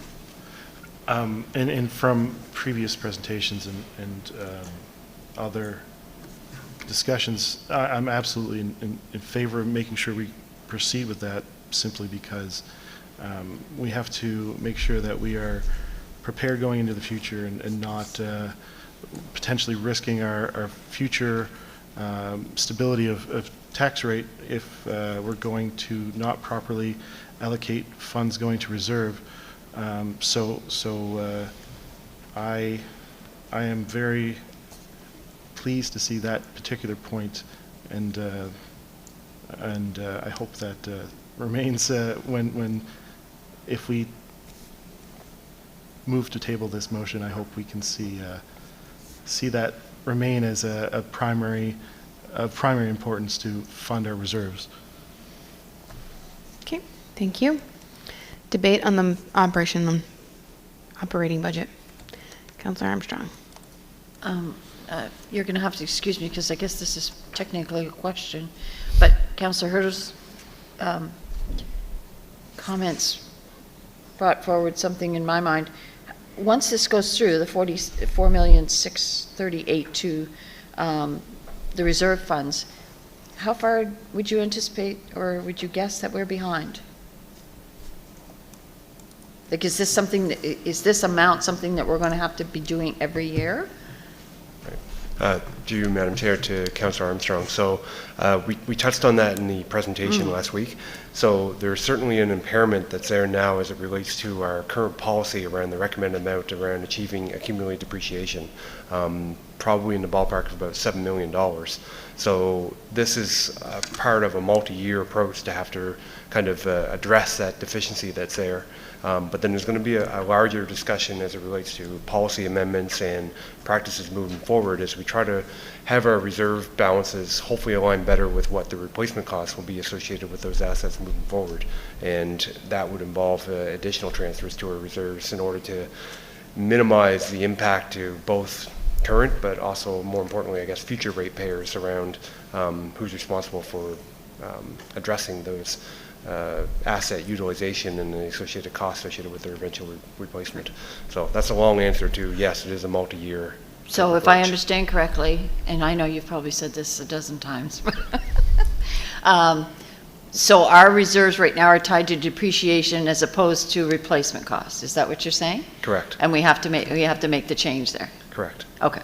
And address, so the deficiency now is a combination of both not probably meeting in the past years, certainly has been in the last number of years, of meeting our 100% of our depreciation expense, but the policy calls for a minimum of 10%, and that likely has happened in the past, which has led to the deficiency, but more impactful is that the practice of utilizing the, we'll call it depreciation reserve for lack of a better word, using the capital reserve funds for replacement costs when there's an incongruence in terms of what the original cost of that asset was versus the replacement, creates that broader discrepancy as the further that we go without remedying that. Yep, that's why we look for insurance policies with replacement costs. Right.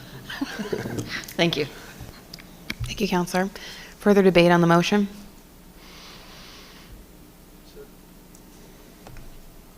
So the motion right now is to Approve the budget.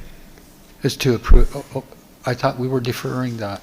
Yeah, well, I think the idea was we will table it. There's a desire to table it, but the idea was to allow some conversation and debate at this point before it's tabled, so staff have some feedback. Okay, well then I would like to provide my thoughts. Go ahead. To staff. This is the time. So that they can be somewhat specific and meaningful. I did some analyses just generally, and I will speak generally first. There's the particulars of the budget, and I think that we need to generally see the particulars and have the substantiation for those amounts so that we can agree or disagree. But generally, the operating budget this year is 59,787,350. That's 5,733,120 more than the previous year. That's a 10.6% increase, and that's quite a bit. But the assessment lift was 4,833,300. So we're actually spending 896,820 more than the assessment lift. And to me, it's like we're dipping into the bank accounts here. And just on the operating reserves, we're dropping 1.7, and over two budgets, we're dropping 3.094. So to me, that's like, I'm thinking about the fiscal responsibility and stewardship that we have there. So that is a big deal for me. Since for 3 years of this council doing budgets, we've moved from 49 million to 59, or we've increased our expenditures by 10,667,000, or 21.7% over 3 budgets of this council. And I'm thinking about sustainability. From a position perspective, and I want council to think, I want staff to think about those things, because at the end of the day, we're going to have to defend this. We are proposing an increase of 12 positions this year, or 14%. Dollar-wise, it's 1,311,170, or 16.6% in salary dollars.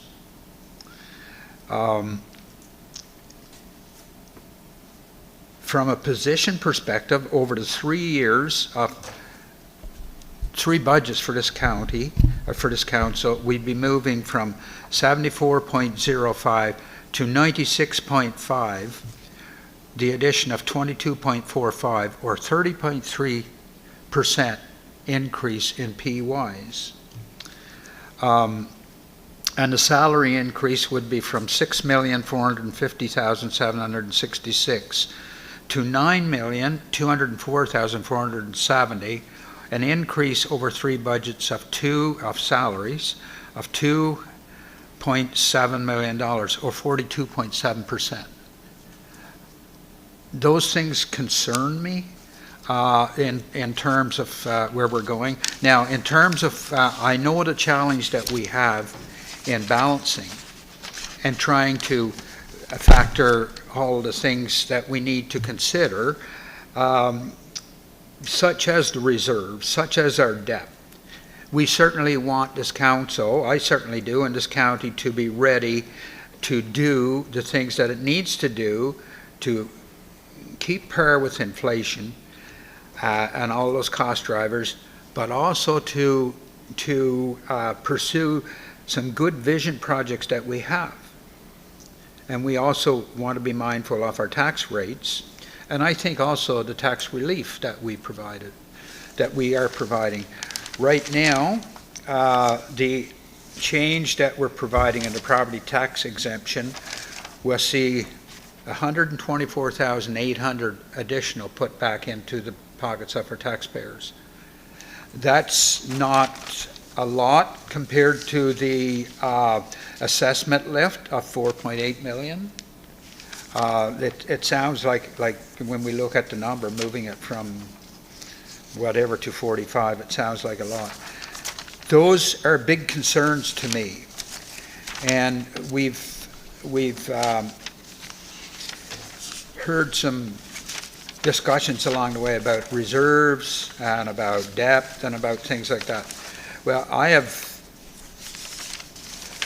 consistently maintained that we need to do what is referred to as a fiscal framework at the front end of the business planning process. We need to, first, when we know our revenues, we need to put all those things on the table, and council needs to consider then, where do we want to end up on our reserves? Where do we want to end up with our debt this year, up or down? Instead of getting it at a point in time like this, and we're all surprised, we don't know. And how much do we want to put towards the inflationary drivers, and how much do we want to put towards visioning? And so all that stuff comes into play and a little bit in flux, and we decide, and maybe even at some point we decide, with all those things, we're going to have to increase the tax rate. I don't think this would be a good year to increase tax rates. When you establish that, then staff's got a fairly good direction as to how to construct a budget, to draft a budget to bring back to us. But I'm not surprised that we're having this kind of debate now, because that is steps that I feel is absolutely necessary to guide the development of a budget by staff, the drafting of a budget by staff. And I think that it would be appropriate for staff to consider some of those things. It's more than I'd like to defend on the street. The addition of 22 positions over 3 years is a lot. And I know that we had gaps, and I appreciate the initiatives over the last 2 years to approve 10 positions to manage that, to try and fill that in. I don't think the gap is that's remaining is as big as 12 positions by a bit, even with our vision.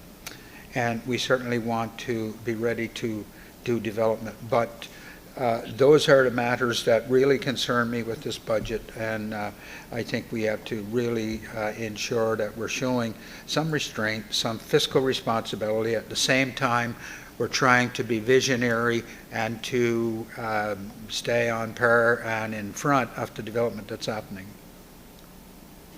Thank you. Thanks, Councillor. Any other lights? Before I look for a motion to table, may I offer my comments from the chair? And I just would say, as a member of council, that while I appreciate the items brought forward today, I do believe there's a lot of good in this budget. I actually do support both. We're in debate at this point, so I do support this motion as presented. And I do support actually both budgets as presented, and feel through the information that's been presented through my role in budget and finance, through our committee of the whole presentations that were budget related, that while I believe my council members all come to this with a different perspective, mine is that this budget is excellent, and it's ambitious, and it's exciting, and that I think it is, in its current form, perfectly suited for this fiscal year that we're in, and a wonderful balance of a multitude of factors, including coming out of COVID and inflation and the labor market and the development pressures and the growth and the infrastructure challenges. I believe it's all captured, and it's been captured well, or excellently, if I must say. So just from my perspective on council, that is my position. Are there any further lights? Councillor Windsor for the second time. I appreciate the work that staff is doing and have done here, and it's not, that is their job, and my job is to, and our job, I guess, is to, because it's going to be our budget when we approve it, is to consider all of those factors and to make sure that it is fiscally responsible. And so I hope I don't have to apologize to staff. I think they know me, that it's not a condemnation. It is part of what I have to do. And that is what I'm doing. Thank you. Thank you, Councillor. My comments were not intended to insinuate anyone had been to anything for staff. It was just my opinion on the budget. So I hope no one else read anything else into that. Just my opinion on the budget. Okay. Looking for a motion to table this motion to April 5th. Moved by Councillor Granger. Seconded by Councillor Harding. Discussion on the motion to table? No, there's no discussion. Apologies. All in favor or otherwise, please signify now.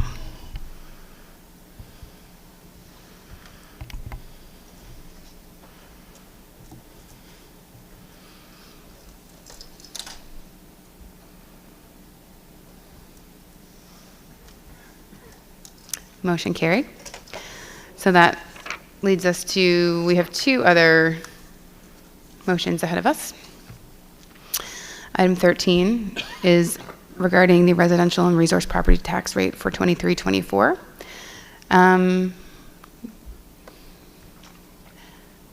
I expect we'll likely want to defer this, but I'll look to Director Barr for his perspective.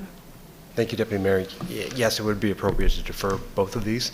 And before we wrap up, I just wanted to thank Council for the feedback and the input that they've given for the budget. We certainly don't take the comments and the debate as criticisms at all. I mean, certainly respect the feedback that is provided. In regards to, if I can just make one comment, in regards to the comment around fiscal framework, there currently is two policies, policy number 4 and number 17 within finance related to debt and reserves that outlines the guidelines. And in crafting the budget and in crafting the recommendations as it relates to capital and operating, we turn to those policies to give us the guidelines of what are the acceptable parameters for debt servicing, for reserve management, all of those types of things. So I just want to mention that certainly at a future date we could take a look at those policies perhaps and perhaps update that fiscal framework that's currently there by which we operate under, but by all means I wanted to just highlight for all of Council that there is some parameters around that that are driven by policy. That's a really good reminder, and they're policy 4 and 7 and the FIN, so we should all give those a read before next meeting. Councillor Armstrong. I'm just curious to know why we would defer these, because I don't think that anyone here is looking to increase the tax or decrease. All it's doing is basically telling you that this is the amount of money that you have to work with, whether it be the, you know, the commercial rate or the residential and resource rate. If anything, we're looking for you to cut things out of the budget, not increase. So I can't imagine that we would, I just don't understand why we would do this. This is just confirming that we don't want a tax increase. So why would that impact either one of those deferred motions? Yeah, so through you, Deputy Mayor, to the Councillor, our budgeting process has been geared around requirements both at a capital level and in terms of projects we need to undertake, the resources that are needed to provide municipal services and to meet the objectives. And the tax rate is kind of a product out of that, whether it be up or down. So from a budgeting philosophy perspective, I would want to see a approved capital budget in terms of what we intend to undertake and how we intend to finance it and pay for it. Same thing for an operating budget prior to passing a motion to set the tax rate in case there's any impact to that operating. Okay, just a question. Thank you. Thanks, Councillor. Councillor Hurdle, before we move to defer. Thank you, Deputy Mayor. And just looking at those financial policies, it's interesting to note that they're originally, one was approved in 1999 and the other with revision date of 2002, but both due with a review date of 2013. Now, we are obviously in a situation where we maximize the capacity of our staff, so this is certainly not a criticism of staff. This is more a criticism of our own council, that we need to make sure that we're pushing on ourselves to keep these up to date so that we're not in contradiction to our own policy that may need to be updated with different minds from the time in which these were written. Thank you. Councillor Director Barr. Thank you, Deputy Mayor, through you to Councillor Hurdle. So that is one of the FCIs that we have for our staff, is to do a thorough review of all finance policies and make recommendations from that. So both these policies will be encompassed as part of that review. On the list. Thank you, Director Barr. Looking for a motion to defer items 13 and 14 from this RFD to the April 5th meeting of Council. Moved by Councillor Armstrong, seconded by Councillor Meisner. All in favor or otherwise, please signify now.